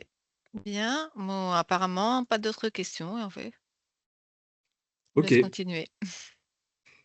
Donc, sur les démarches. Alors, je vais vous parler d'un outil en particulier parce que celui-là, on est en train de travailler et que celui-là, on va essayer de diffuser. Mais pour le reste, je vais vous parler plus d'une démarche que d'outils en particulier. Je pourrais pas, sauf celui-là, parce qu'on est vraiment en train de travailler dessus et que ça va être un outil qu'on pourra utiliser. Pour les autres, je peux pas vous dire utiliser tel manuel, telle méthode, parce que déjà, je les connais pas toutes, et que pour des allophones, il y en a quelques-unes, mais pour les publics en situation d'illettrisme, je sais même pas s'il y en a vraiment véritablement. Donc, ce que j'essaye de vous expliquer, c'est pour que vous puissiez faire un choix et pour que vous puissiez dire bah ça non on laisse tomber, ça on prend, soit on prend en partie parce que il peut y avoir des trucs qui sont intéressants mais pas tout. Donc c'est pour essayer d'un peu d'éclairer votre choix parce que là on a vraiment très peu de temps, enfin globalement on a du temps hein, qu'il nous faut mais trop peu de temps pour que je vous dise un tel, je peux reprendre un exemple d'activité et puis c'est pas le but du jeu de prendre une activité puis de la démolir devant vous en disant ça c'est nul, c'est pas bon, c'est pas le but du jeu non plus. Donc j'essaye de vous donner des pistes pour que vous fassiez des choix pertinents si vous avez à faire des choix. Alors, la première chose, c'est que le but, en tout cas, mais je pense que c'est à peu près. Je pense que il y a eu beaucoup de progrès qui ont été faits depuis, mais c'est l'idée de toujours avoir une démarche. Ce que je l'ai appelé comme ça dans mon bouquin, mais ça c'était pour les migrants, mais on l'applique de la même façon. Enfin, on l'applique. C'est une démarche que j'appelle contextualiser et finaliser. Contextualiser, finaliser, c'est simple. Ça veut dire que c'est pas travailler l'écrit pour l'écrit, l'écrit pour le plaisir de travailler l'écrit, ou des textes qui sont hors contexte. Donc, ça anticipe aussi la question, est-ce qu'on travaille sur des écrits simplifiés ou pas? Bah non, utilisons des documents qui existent vraiment. Donc, une démarche contextualisée, finalisée. Contextualiser, ça suppose que on travaille. Ça, c'est vraiment un axe important sur ce qu'on appelle des documents authentiques ou des documents sociaux, des écrits sociaux, des vrais écrits. Ce qui n'empêche pas, je vais revenir après à votre question sur les écrits simplifiés. On va voir comment on le fait, hein, je n'ai pas oublié. Mais en tout cas, l'idée quand même dominante, c'est de travailler sur des écrits sociaux, des écrits authentiques. Tout simplement parce que c'est ça qu'ils auront à lire.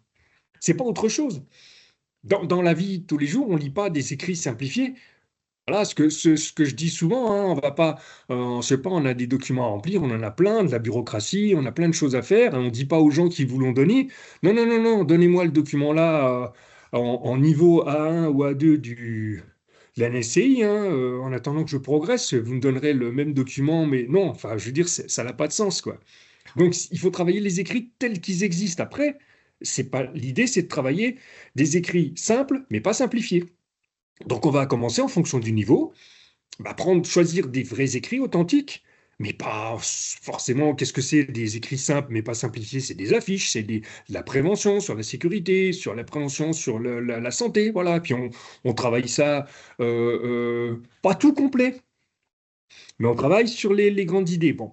Donc, contextualiser, ça veut dire qu'on travaille des écrits authentiques, des écrits ou ce qu'on appelle aussi des écrits sociaux. Donc ça va comment, de la signalétique urbaine. Là, on en a à foison. Et en plus, on peut en trouver sur Internet. Il y en a aussi, je lis sur le... Oui, oui, il y en a aussi. Mais l'idée, c'est qu'on n'a même pas besoin de faire des écrits simplifiés. Ils sont autour de nous. Il y a un truc, je crois que je vous en avais parlé, ça concerne, on a sur le portail FL2I, je vous en ai déjà parlé, c'est notre site où vous avez des centaines d'activités.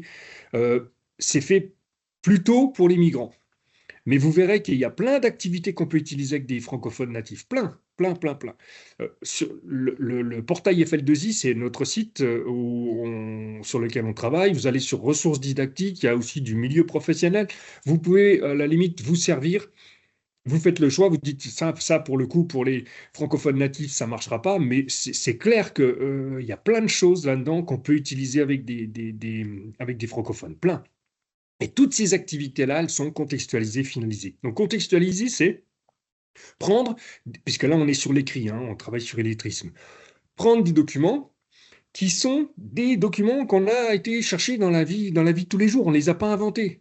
On peut les travailler, c'est ce qu'on appelle la didactisation. On prend ces écrits, on les travaille à notre façon, on pose... Voilà, c'est ça. On pose la question, on pose des questions, on ne travaille pas l'écrit complètement, de haut en bas, ça je vais vous l'expliquer aussi, c'est une démarche, mais c'est des écrits qui existent dans la vie de tous les jours. Donc ça, c'est contextualisé. Finalisé, c'est l'idée que on va travailler la lecture et l'écriture, mais avec un but. C'est en gros, peut-être il y en a d'autres il y en a qui savent ce qu'on appelle la pédagogie de projet, par exemple. Bon, ça peut ressembler un petit peu à ça. Finaliser, c'est que on lit, on écrit avec un objectif. C'est pas on lit, on écrit juste comme ça pour le plaisir, enfin comme une finalité en soi. Finaliser, ça veut dire que il va falloir mettre ça dans un projet un petit peu plus large, par exemple. Travailler sur ce qu'on appelle, nous, des séquences finalisées, c'est de dire, ben tiens, avec des apprenants, ce qu'on va faire, c'est, si vous avez, on peut le faire avec des migrants, mais on peut le faire aussi avec des francophones, hein. Vous avez un problème de santé, vous allez voir votre médecin. Donc, vous allez voir votre médecin, vous allez voir le médecin, la pharmacie, etc. Et il y aura toute une série de documents à faire, à maîtriser, à comprendre, à lire, et même parfois à écrire. Voilà, mais c'est ça, finaliser. C'est qu'on ne va pas travailler le texte sur le... Oui, voilà, le code de la route aussi, voilà, tout à fait. Il y a plein de choses à tirer de ça. Ça finalise. Alors après, c'est très technique et tout ça, mais voilà, pourquoi pas. Donc, la finalité, c'est en fait de... il faut que tout ça, il faut que les activités, ça, c'est vraiment quelque chose... voilà, c'est ça, donner un objectif concret. Et c'est la base de l'idée, c'est qu'il faut que ça puisse avoir du sens pour les apprenants. Si ça n'a pas de sens, c'est des adultes, hein. Les enfants, on peut toujours... les enfants, on leur dit... Bah, alors des fois, souvent d'ailleurs, les enfants, le problème de ceux qui ont des difficultés à l'école, c'est ce qu'on appelle les décrocheurs. Les décrocheurs, c'est parce que très souvent, ils ne donnent pas de sens. Ils ne comprennent pas pourquoi on leur fait faire des activités les unes derrière les autres, les unes après les autres. Ils ne comprennent pas le sens de ce qu'ils font. Ceux qui n'ont pas de problème de décrochage, c'est parce que les parents leur expliquent. Donc, ils arrivent à remettre tout ça. Pour les autres, pour nos adultes, c'est pareil. Si on leur fait faire une activité, et puis une autre, ils vont se dire, mais à quoi ça sert? Qu'est-ce que je fais là? Et à plus forte raison, si c'est des activités de grammaire, d'orthographe, de conjugaison, alors là, euh, on va voir, en plus, ça les replace dans le contexte scolaire, donc là, on est complètement à côté. Mais contextualiser, finaliser, c'est donner du sens aux apprentissages, et donner du sens aux apprentissages à l'écrit, bah, c'est le donner en se disant, voilà, ce que vous allez apprendre là, ça peut vous être utile, ça va vous être utile dans votre vie de tous les jours. Le mieux, c'est encore, parce que ça dépend aussi des dispositifs et tout ça, le mieux, c'est aussi de partir de leurs besoins. Exprimer. Mais il y a aussi, c'est pour ça que je vous parlais du référentiel compétences clés, c'est une bonne base, hein. Parce que ça, c'est tout à fait contextualisé, finalisé. Voilà. J'écris, je lis, je parle, parce que ça concerne nous, cette question-là, pour faire ça, pour faire ça, pour faire ça, dans telle tâche, dans telle situation, très concrète. C'est pas j'écris en général. C'est pas je lis en général. Donc si je lis, c'est quelque chose. Parce que la lecture, elle est utile. C'est je lis pour agir. C'est ça l'idée qu'il y a ça. Donc en fait, ce qu'on parle de ces approches, je lis pour agir, je lis pour comprendre, je lis pour résoudre un problème, je lis pas pour lire. Alors on peut toujours lire pour lire, oui. Mais par exemple, quelque chose qui est, à mon avis, j'ai écrit un truc là-dessus il y a très longtemps. J'ai écrit ça, j'avais écrit cet article-là, je me souviens même plus du titre. De toute façon, il est en ligne sur notre revue et les mélanges de l'université. Si ça intéresse quelqu'un, bah, je vous le mettrai. Celui-là, il date, mais cet article-là, je l'ai écrit au moment, enfin, je l'ai écrit quand j'étais formateur. Je l'écris quand j'étais formateur parce que on m'avait un peu obligé, entre guillemets, à travailler sur des ateliers d'écriture, sur des concours d'écriture, pardon, des concours d'écriture. Et j'ai relu encore récemment, le truc, il est toujours là comme ça. Donc, en fait, on faisait participer les gens en leur disant c'est bien, c'est valorisant, on fait un concours d'écriture, donc on va sélectionner, etc., etc. Et en fin de compte, ça valorisait rien du tout, on travaillait rien du tout. C'était juste pour faire mousser l'association, c'était juste pour faire croire aux gens, il y avait une cérémonie à la fin où c'était où tout le monde en fin de compte, tout le monde était mis en valeur, sauf vraiment l'apprenant. Enfin voilà, c'était un petit peu le théâtre général et on n'avait rien appris. Je vous le mettrai en ligne, enfin, je vous le donnerai le lien, Christine, si vous voulez, vous aurez une idée. Parce que celui-là, encore une fois, je l'ai écrit quand j'étais formateur et je suis passé, entre-temps, le truc était écrit et je suis passé, j'ai été nommé ici entre-temps. Donc j'étais vraiment, pour le coup, sur le terrain et c'était ça qui m'avait incité à le faire. C'était parce que l'idée centrale, c'est que, en fait, ils partent de l'idée que l'écrit, c'est un plaisir, la lecture, plaisir. Et j'ai encore vu récemment, c'est un plaisir pour qui? Pas pour eux. Alors, je ne dis pas qu'ils n'y ont pas droit, c'est pas ça la question, mais on ne peut pas partir de ça. C'est quelque chose qui est complètement subjectif. Euh, Y compris même parmi ceux qui n'ont pas de problème de lecture. Combien vous en connaissez autour de vous qui n'aiment pas lire, et qui n'ont aucun problème de lecture, hein, qui n'aiment pas lire, ou qui vous disent je lis pas, ils lisent quand même, mais autre chose. Bon, donc on ne peut pas partir d'un quelque chose qui est complètement subjectif et quelque chose, le plaisir, par définition, ça se partage pas, ça s'explique pas, ça ne s'enseigne pas, c'est impensable, ça, impossible. Donc on peut pas partir de ça. On peut pas faire comme si on avait un peu une vision ethnocentrée, de dire, moi je prends du plaisir à lire, donc forcément je vais faire partager ce plaisir. Mais non, on partage pas le plaisir. Il y a plein de choses que vous n'aimez pas faire, que n'aurais pas envie, si je vous dis là, comme ça, ce qui est vrai, j'adore le football, je vais vous faire partager mon plaisir du football. Il y en a plein qui va dire, bah, tu te le partages tout seul, ton plaisir, parce que ça m'intéresse pas du tout, ton truc là. Donc voilà, la lecture, c'est pareil, on peut pas partir de ça. On part d'autres bases, dire de quoi tu as besoin. Je te dis pas qu'il faut que tu l'aimes, mais il faut que tu le fasses. L'idée, c'est que ça puisse débloquer des situations dans lesquelles tu te trouves. Donc voilà, c'est des choses auxquelles, c'est les grands axes. Donc sur la question du simple et pas simplifié.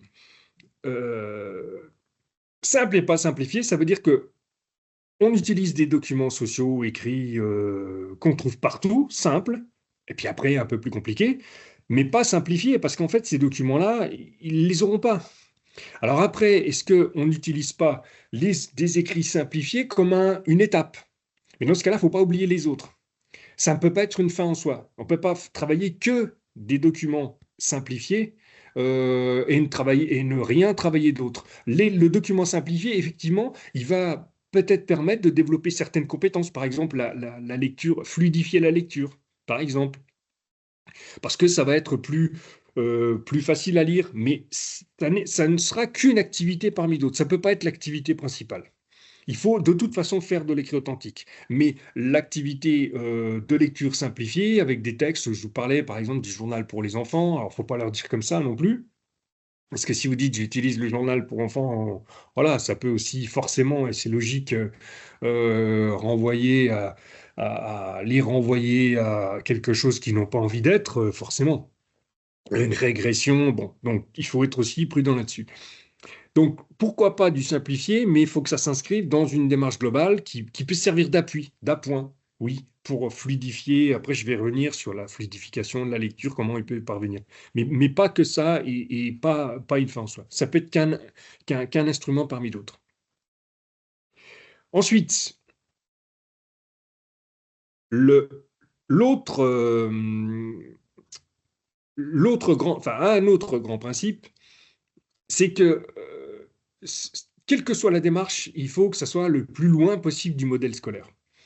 Alors, c'est pas que c'est le repoussoir, hein, mais pourquoi il faut que ce soit le plus loin possible du domaine scolaire? Première chose, c'est parce que y en a une partie d'entre eux ou pour qui le parcours scolaire a été très compliqué, très chaotique, et pour qui l'école est un repoussoir.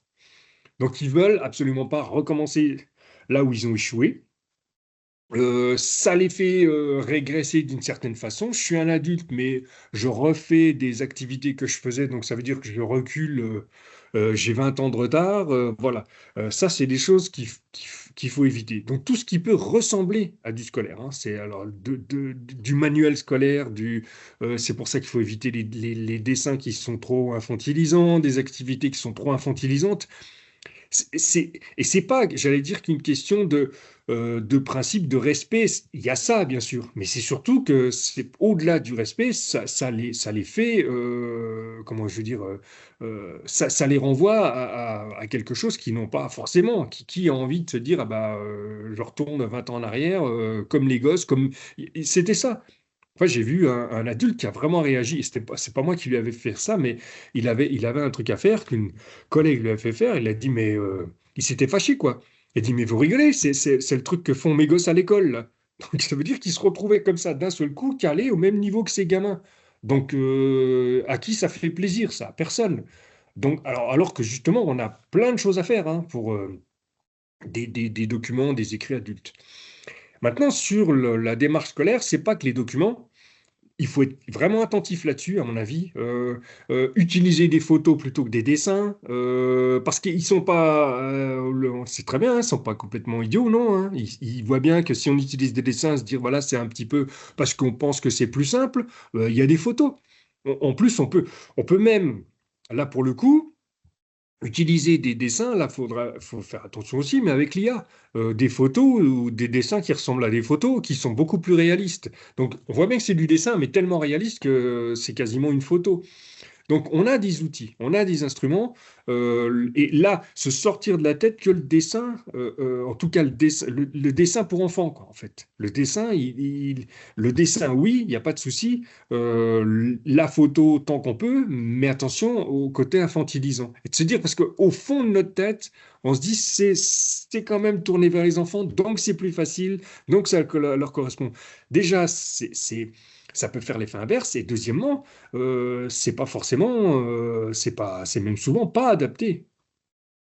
Le modèle scolaire aussi, ça veut dire qu'il faut aussi, euh, ça je pense que c'est à peu près acquis, mais je le répète encore, la question c'est qu'il faut vraiment éviter, enfin éviter, c'est même exclure pratiquement tout ce qui concerne les démarches qui vont être basées sur l'orthographe, les travaux, mais enfin, clairement dirigés vers l'orthographe.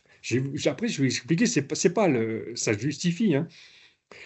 L'orthographe, la grammaire, la conjugaison. On croit que c'est la base de tout, c'est la base de rien. De notre travail, oui, parce qu'on le sait. Mais comment faire travailler les gens sur. Je l'ai vu encore, il n'y a pas longtemps, hein, malheureusement. C'était c'est pas des professionnels, mais. Dit, voilà, c'est la base. Il faut qu'ils sachent la conjugaison. Comment voulez-vous qu'ils sachent? Mais c'est la base de quoi? c'est la base de rien du tout. Donc, c'est la base de tout et c'est la base de rien en même temps. Si on commence à partir de là, ça veut dire qu'on leur dit qu'il va falloir qu'ils extrapolent, si vous voulez, qu'ils se servent de ce qu'on considère comme la base dans leur activité de lecture. Mais comment voulez-vous qu'ils fassent ça? C'est pas possible. Donc on peut toujours faire des travaux un travail de conjugaison, ça va les replonger dans le scolaire qui n'ont pas, qui n'ont jamais vraiment maîtrisé. Et puis ça va les replonger dans leurs échecs de toute façon. Et en plus, c'est inutile. C'est inutile. Donc on peut travailler la conjugaison, voir quelle est la différence que je vous parlais tout à l'heure. Par exemple, sur le texte qu'elle avait fait le jeudi, non, le jeudi matin quand j'ai été. Alors là, il y a un problème. On n'appelle pas ça un problème de concordance de temps ici, mais un problème, ce qu'on appelle d'ancrage énonciatif. Mais ça, c'est pas la peine de lui dire non, là, il aurait fallu utiliser un imparfait et là, un passé composé. Mais si vous utilisez, c'est pas ça. La terminologie grammaticale, elle nous est utile à nous, elle ne leur est pas utile à eux. Si vous leur expliquez en termes de imparfait, passé composé, concordance de temps, vous les perdez. C'est tout. Sauf que là, dans ce cas-là, on peut très bien travailler sans utiliser cette métalangue-là, cette terminologie-là, en retravaillant sur des exemples, encore une fois, contextualiser, finaliser, essayer de voir quelle phrase correspond à telle situation, sans passer forcément, ou même pas du tout, par cette phase d'explicitation théorique, terminologique, etc. Donc, le modèle scolaire aussi à éviter, c'est parce que pourquoi on le reproduit? Bah parce que c'est le nôtre, hein, on est passé par là pendant des années, donc instinctivement ça revient. Sauf justement après quand on est formé comme formateur, quand on essaye de s'en sortir, mais le modèle scolaire il revient. Or, le modèle scolaire, c'est par exemple, c'est pour ça qu'on revient sur le simple ou simplifié. À vue du truc des documents, des formateurs qui me disaient, formatrices qui me disaient. Ce document-là, c'est impossible à utiliser avec eux. Impossible, ils vont rien comprendre. Mais ce document-là, pourquoi elle disait ils vont rien comprendre? Parce que son idée, c'était de l'expliquer de A à Z, du début à la fin, comme une explication de texte. Et l'explication de texte, c'est un exercice typiquement scolaire, ça.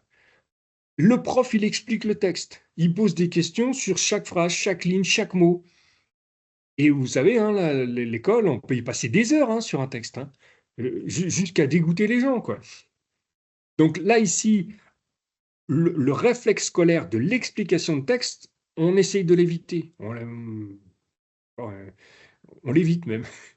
On l'évite. Donc un texte, un document qui a l'air compliqué, oui, ça peut être compliqué, mais simplement, c'est pas le document, il est le document, c'est celui-là qu'ils vont avoir. Simplement, c'est la façon de le travailler. Le document ne fait pas l'explication de texte complète en fonction du niveau des personnes. On va travailler sur le titre, le sous-titre, le destinataire, un numéro de téléphone important, voilà, c'est tout. Et puis quand il monte un peu en compétence, on peut reprendre le même document en allant plus loin. Mais un document, il faut se mettre dans l'idée qu'on n'est pas obligé de le travailler de A à Z. On travaille juste les éléments les plus importants. Et comment on repère un élément important dans un document? Bah là, c'est par exemple travailler. Comment on le sait, nous, qu'une information est importante dans un document? Parce que c'est écrit plus gros, parce que c'est écrit encadré, parce que c'est écrit d'une autre couleur, parce que c'est en fluo, voilà. Nous, on le sait. Et bah, ça, c'est à enseigner. Ce qu'on appelle la typographie. Un document, et c'est pour ça qu'il faut prendre des documents authentiques. C'est qu'un document, dès qu'on le voit, nous, on sait où se trouve l'information plus importante. On sait que c'est, par exemple, central. On sait que c'est écrit en plus gros. On sait que c'est écrit en couleur.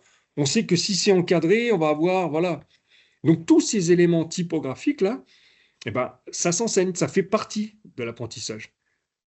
Et si on n'a pas, une fois qu'on a pour ceux qui sont plus en difficulté, une fois il peut avoir un texte plus long, où il y a plein de détails, et si c'est pas utile, on ne le fait pas. On fait juste le plus important. Donc, le modèle scolaire, c'est aussi, ce que je vous le disais, sur la question de la grammaire de l'orthographe, parce que ça focalise. Vous voyez, la semaine dernière, enfin pas la semaine dernière, la fois précédente, on a travaillé sur ces documents-là qui étaient où il y avait effectivement, si on regarde ça, plein de fautes d'orthographe, plein partout. s'est dit, bon, bah voilà, on va commencer par le commencement, on va d'abord travailler l'orthographe, puis ensuite on va... Mais non, l'orthographe, ça vient à la fin. Parce que les vrais problèmes de fond que posaient ces textes, c'est des problèmes de structuration, d'organisation. Le premier problème qu'il y avait, c'était le fait que ces textes n'étaient pas adaptés. L'idée, c'était qu'ils écrivent, vous vous souvenez, dans leur petit journal et tout ça. Mais ils étaient à côté, sauf un. Ils étaient quasiment tous à côté de la plaque déjà. Donc avant d'arriver à l'orthographe, c'est leur dire, voilà, ce texte-là, il n'est pas adapté aux objectifs. C'est pas ça qu'il aurait fallu dire, c'est pas comme ça qu'il aurait fallu le dire. Donc on travaille là-dessus. Ensuite, l'autre travail, c'est un travail de structuration.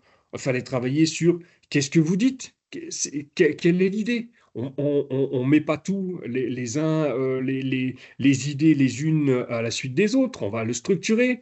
Et travailler par exemple sur la phrase. Bah, qu'est-ce que ça peut être un exercice? J'essaye de vous donner comme ça en vrac un peu des idées, mais travailler sur la phrase. C'est pas leur donner un texte sans ponctuation et mettez la ponctuation, ils n'y arriveront pas. Même nous, on aurait du mal à le faire. Mais travailler la ponctuation, c'est par exemple travailler avec des phrases, un texte qu'on disloque, on fait phrase par phrase et on leur demande de le remettre dans l'ordre.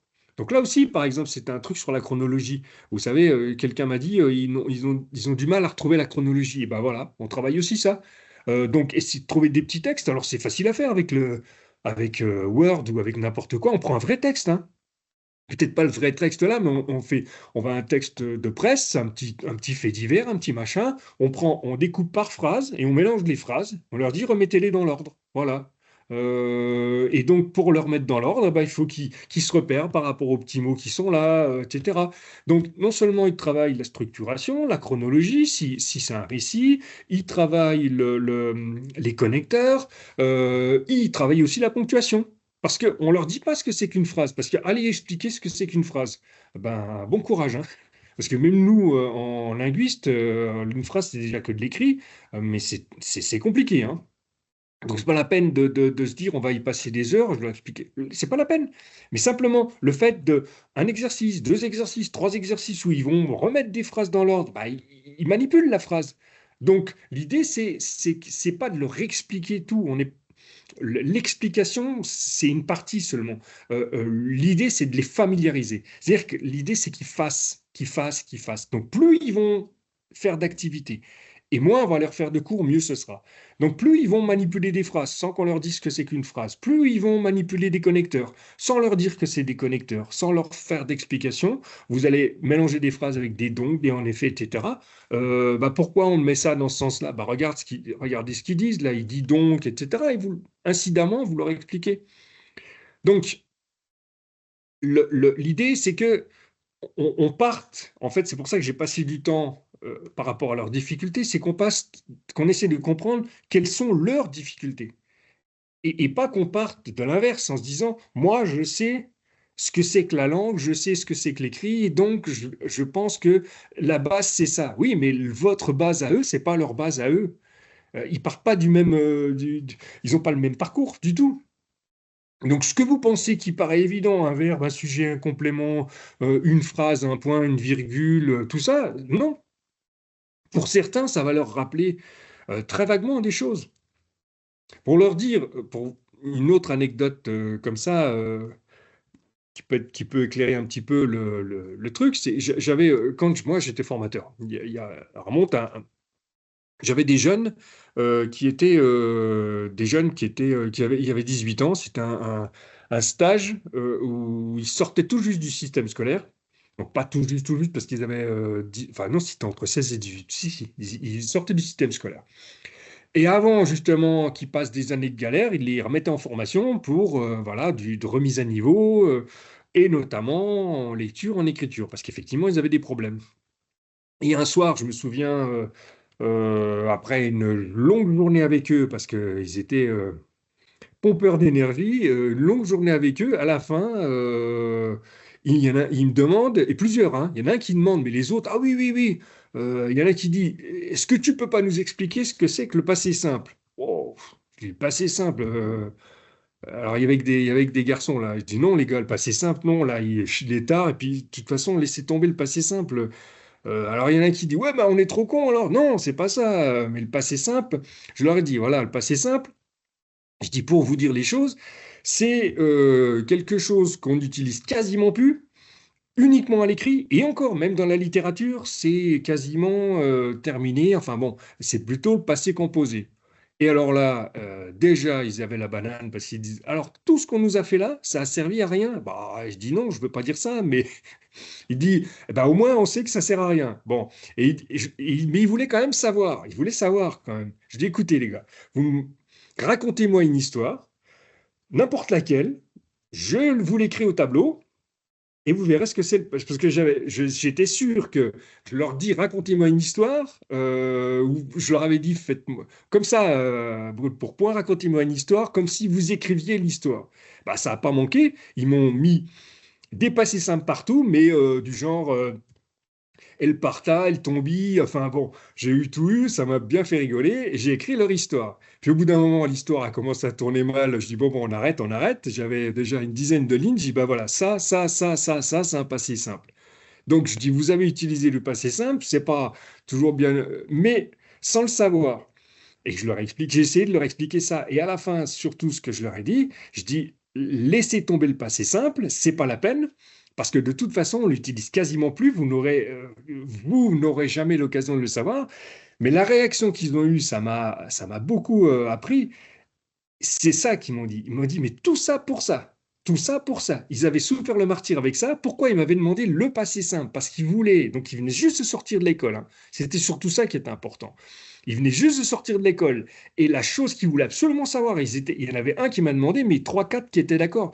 Ça les avait tellement traumatisés, ce passé simple, qu'ils voulaient absolument se dire, eh ben voilà, là, enfin, on va savoir comment on l'utilise, on va savoir ce que c'est, on va savoir comment faire. Et moi, je leur dis, ça sert à rien. Donc à la fois, ils étaient très contents, mais en même temps, ils étaient un petit peu écœurés de tout le temps qu'ils avaient passé quasiment pour rien, quoi. Donc c'est aussi pour ça, quand je vous dis le système scolaire, et puis j'ai d'autres cas comme ça, d'autres anecdotes comme ça, où je vois bien que ça avait vraiment, pour certains, marqué. Donc c'est à la fois le côté psychologique, mais c'est aussi sur le fond, parce que ça correspond pas, c'est des adultes. Et que ce que je vous expliquais au début, c'est que leurs difficultés, leurs parcours sont tellement compliqués des fois que on croit qu'ils savent pas ça et puis ils le savent et inversement. Donc il faut, puisqu'on n'a pas beaucoup de temps non plus, il faut essayer de contourner ça et de pas se dire ben, on repart de zéro. Parce que parfois, des apprenants, il y en a qui le demandent, hein. Je veux qu'on reparte de zéro. Non, mais on repart de zéro, on n'est pas reparti pour 13 ans d'école, là, hein. On va essayer d'aller aux besoins directement. Donc, c'est aussi pas forcément facile pour un formateur de se dire je ne pourrais pas faire tout. C'est un peu frustrant quelque part. Mais en même temps, il faut essayer de colmater, de boucher les trous. Mais je pense que le principal, c'est ça, ce que je disais, c'est en fait, il faut travailler la manipulation, manipuler plus que et pas expliquer, parce qu'on va s'y perdre. C'est pour ça que je vous parlais du passé simple, hein, c'est pas juste pour raconter l'anecdote, c'est dire comment j'aurais pu leur expliquer, moi. J'ai mis de côté, en leur disant que ça s'utilisait plus, mais il y avait d'autres choses qui me demandaient. Donc, je savais très bien que c'était inutile de repartir d'une explication que nous on appelle métalinguistique, ou de la grammaire. Plutôt, je les faisais travailler, utiliser. Donc en fait, c'est de travailler, de s'entraîner en fait. C'est un entraînement régulier, d'en refaire des phrases, de la lecture. Et c'est pour ça aussi, c'est le dernier point que je voulais aborder ici.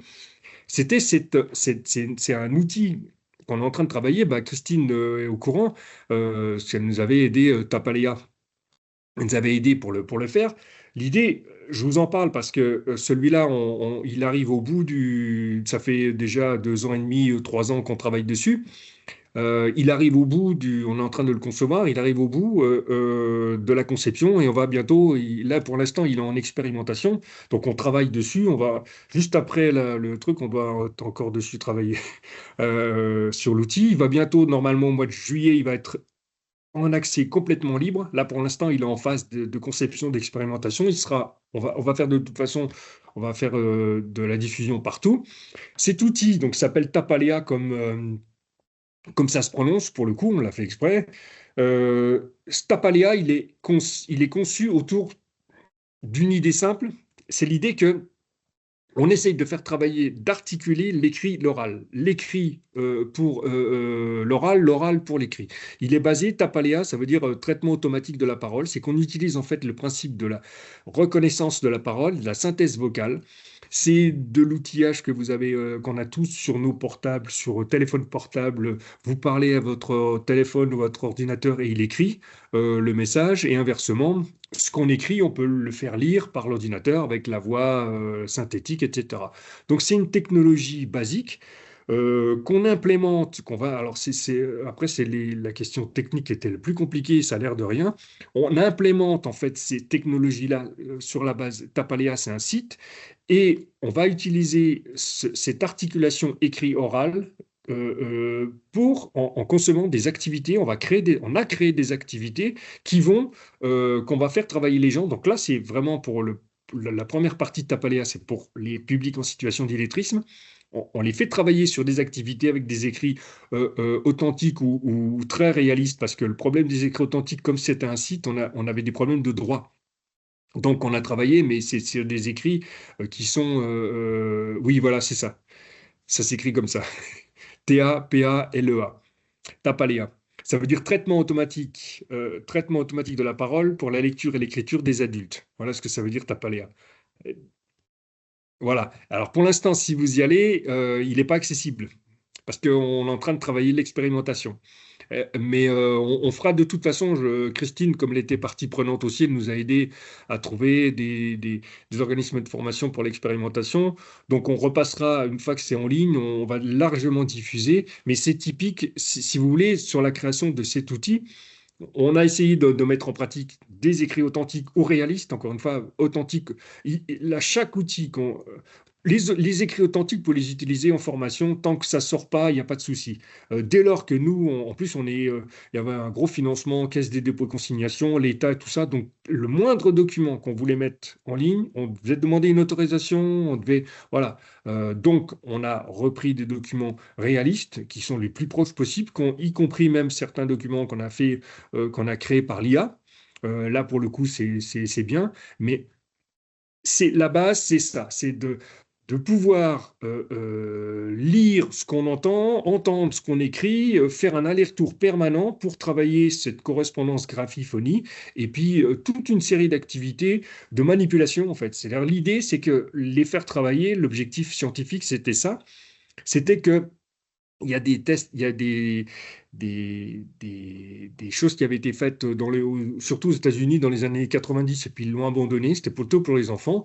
Mais en gros, nous, on a basé l'idée que les apprenants, donc c'est plutôt destiné aux formateurs qui font travailler les apprenants, les faire travailler une trentaine d'heures avec cet outil-là devrait permettre de fluidifier la lecture. Ça veut dire les entraîner. Trentaine d'heures, ça veut dire qu'ils vont y passer, par exemple, une demi-heure par jour ou 2 fois une demi-heure, mais maximum une demi-heure, hein, par exemple le matin, l'après-midi, ou juste une demi-heure dans la journée, mais le faire régulièrement. Et l'idée, pour qu'au total, ça arrive à peu près une trentaine d'heures, l'idée de la trentaine d'heures de travail sur cet outil, en articulant écrit, oral, en travaillant sur des écrits réalistes, permettra en fait un entraînement à la lecture. Donc il n'y a aucun enseignement, c'est travailler la lecture, travailler l'écriture aussi, en utilisant un outil qui est sympathique plutôt, enfin qu'on espère. En même temps, on travaille sur électronisme parce qu'ils sont obligés de manipuler. Mais là, justement, dans les phases d'expérimentation, parce que nous, on va en tirer aussi de la recherche, hein, on va utiliser toutes ces données là qu'on a déjà pour la recherche. Mais là où on a été surpris, c'est qu'on s'attendait justement à ce que ces gens soient plus en difficulté. Alors, il y en a qui étaient un peu en difficulté avec la souris, avec les curseurs, avec toutes ces choses-là. Il y en a quelques-uns qui étaient en difficulté, mais pas tant qu'on pense. Et pas au niveau qu'on pense, ce qui veut dire que là, ça c'est peut-être la première donnée de la recherche, c'est que en fait le pont entre pas de compétences électroniques ou numériques et ça, il y a le téléphone portable entre les deux. C'est qu'en fait, ils ont tellement l'habitude d'utiliser leur téléphone portable que ces compétences acquises-là, avec le téléphone portable, eh ben, ils transfèrent. Donc, c'est des choses qui ne sont pas complètement aberrantes pour eux. Ouais, quand il sera sorti, on les fait travailler, on les utilise la souris, il faut qu'ils déplacent ce qu'on appelle drag and drop, faut qu'ils déplacent des mots, les mettent là où ça va, voilà. Donc, on essaye d'associer tout ça, et puis c'est évidemment que des choses, ouais, sur les contenus, ça va des faits divers jusqu'à des choses un peu plus utilitaires, voilà. On essaye d'associer tout ça pour faire un outil qui, on l'espère, euh, va fonctionner, mais en même temps, on verra aussi pour les retours, parce que vos retours nous permettront aussi de l'améliorer, hein. On va essayer de voir ça, quoi. Voilà, je crois que j'ai fait à peu près le tour. Enfin, j'ai à peu près le tour de. Il y aura encore plein d'autres choses à dire, mais Oui, je pense qu'il y a encore beaucoup, beaucoup de choses à dire, mais effectivement, bon, il on faut arrive où? y aller par étapes. Oui, Bah oui, donc par rapport à ta paléa, Hervé, n'hésitez pas à me faire passer les infos pour que bon, je puisse les communiquer sans problème, hein. Donc là, normalement, on doit avoir trois organismes qui vont participer à l'expérimentation, enfin qui vont poursuivre la seconde partie. Donc oui. j'ai vu aussi, Christine, qu'il y avait une demande sur la formation. Oui, on va voir. Alors, sur Tapalea, on a prévu des tutos, des tutoriels. Donc, tout ça, ça fait partie, de toute façon, de notre cahier des charges. Donc, des tutos, peut-être des formations aux tutos, mais on a prévu tout ça, oui.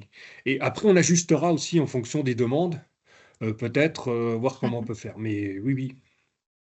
Mais on a fait aussi pour que l'outil il soit vraiment d'entrée, le principe, voilà, c'est ça, mais qu'il soit vraiment intuitif pour les apprenants et pour les formateurs.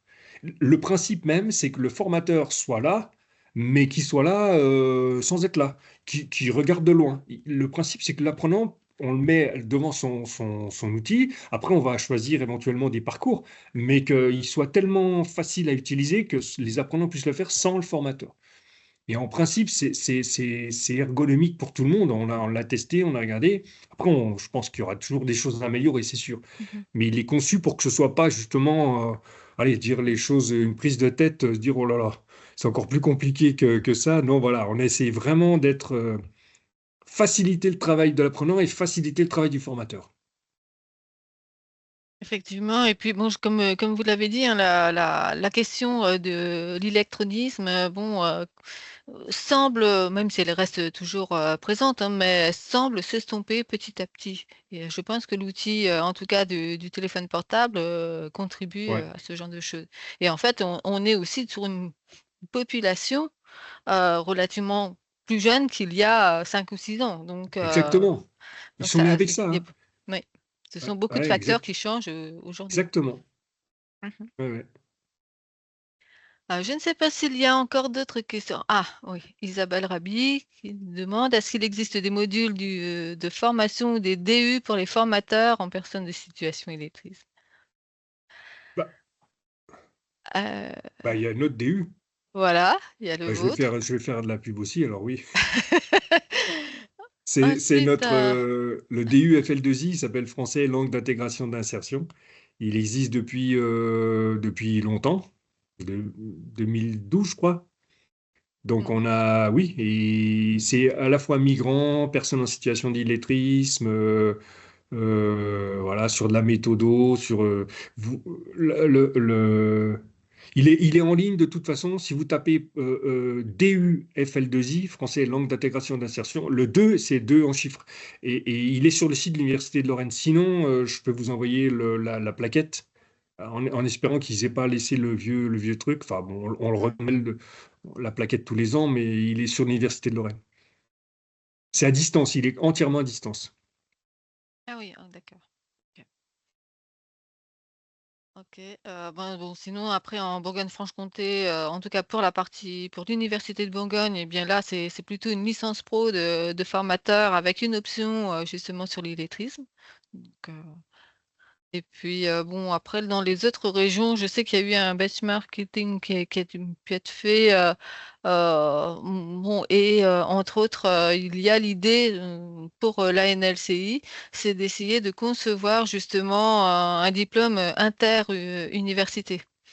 Donc, il y Ok, a sans doute des contacts qui effectivement pourront être pris ultérieurement. ok. Voilà, voilà. Je ne sais pas s'il y a encore d'autres questions. Bah, comme d'habitude, hein, s'il y a des... Vous pouvez m'écrire hein, après. Si vous avez des questions, vous m'envoyez un mail et puis voilà. Ok. Non, non, mais pas de problème. Donc, ben, de toute façon, je communiquerai vos coordonnées, Hervé. Oui, oui, oui, oui. Et puis, donc, pas de souci. Voilà. Alors, pour l'apprentissage de la lecture, vous utilisez uniquement des documents authentiques? Non, pas forcément, ou c'est ce que j'expliquais, ça peut être en appui, mais essentiellement oui, centré là-dessus. Après, on peut utiliser des documents, des jeux, des trucs comme ça, mais en appoint, en appui de la démarche qui est quand même centrée sur les documents authentiques. Mais non, j'en fais pas non plus un dogme absolu. On peut utiliser des jeux, on peut utiliser des écrits qui sont pas authentiques, mais un peu plus réalistes, des choses un peu plus sympathiques, mais en appui, pas, voilà. Ok. Et puis, Christelle demandait, qu'en Si, est-il des pathologies, par contre? ce que, Comment ce les que reconnaître? Oui? je voulais, non, on décortique pas les sons, si, si, si.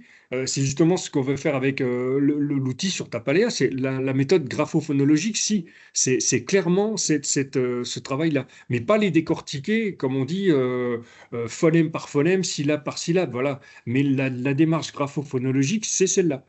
Quand je dis, c'est pour ça que Tapaléa est basé là-dessus, sur le travail entre l'articulation entre les sons et ce qu'on voit écrit.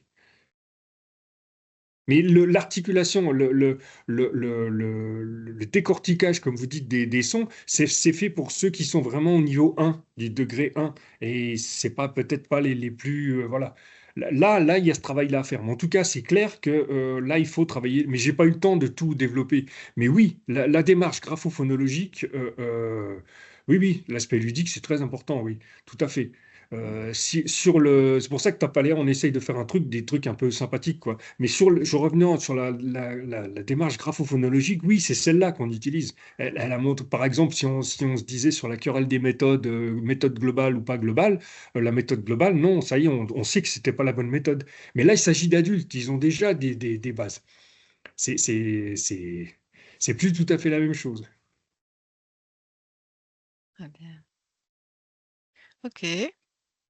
Mais des questions comme ça, j'ai bien conscience, ça, je sais bien que je peux pas, mais n'hésitez pas à me les poser après. Si vous voulez plus d'explications, des choses comme ça, je voudrais pas qu'il y ait des ambiguïtés qui perdurent. Très bien. Bon, bah, écoutez, apparemment, vous vous avez permis à beaucoup de personnes, d'apprendre, un certain nombre d'informations et de mieux comprendre, en tout cas, comment accompagner ces Eh ben, tant personnes en mieux. situation. Voilà. Donc, j'espère qu'on aura à nouveau, l'occasion de travailler ensemble, Hervé. Oui, oui, Et en tout cas, je vous remercie beaucoup, pour, tous vos apports et vos illustrations et je oui, je vous en remercie, prie. aussi donc tous les participants, qui pour, certains vont assister aux 4 conférences, pour d'autres, bon, ils avaient pas forcément la possibilité, mais donc remerciements aussi à tous les participants et puis, surtout n'hésitez pas à consulter le programme de professionnalisation, à vous inscrire, sur les actions qui sont en cours, hein. Et donc eh bien je remercie tout le monde et encore merci Hervé pour, toutes ces informations Mais je pour, vous en prie, c'était un plaisir, même à distance. C'est d'accord. sympathique. Très Mais de bien, toute bah, façon, on aura l'occasion Christine, c'est sûr, oui, mais après avec Tapalia, parce que voilà. ce serait bien aussi que vous essayiez des retours, parce que ça manque toujours des retours, de dire voilà, ça bloque, ça va pas, là, ça sera vraiment très utile. D'accord. Donc on OK. aura l'occasion. Et puis n'hésitez pas, si vous avez mon mail, de toute façon, si vous l'avez pas noté, mal noté, vous regardez sur l'université, vous tombez dessus, Oui, hein. oui, oui. Et vous le trouverez sans problème. Très bien, bah, écoutez, merci Voilà, à tous. Merci Merci Hervé. beaucoup. Oui, bonne très bonne journée à tous et à bonne Merci, au journée, revoir. au Merci, au revoir, revoir. au au revoir. Merci. revoir. Au Au revoir. revoir.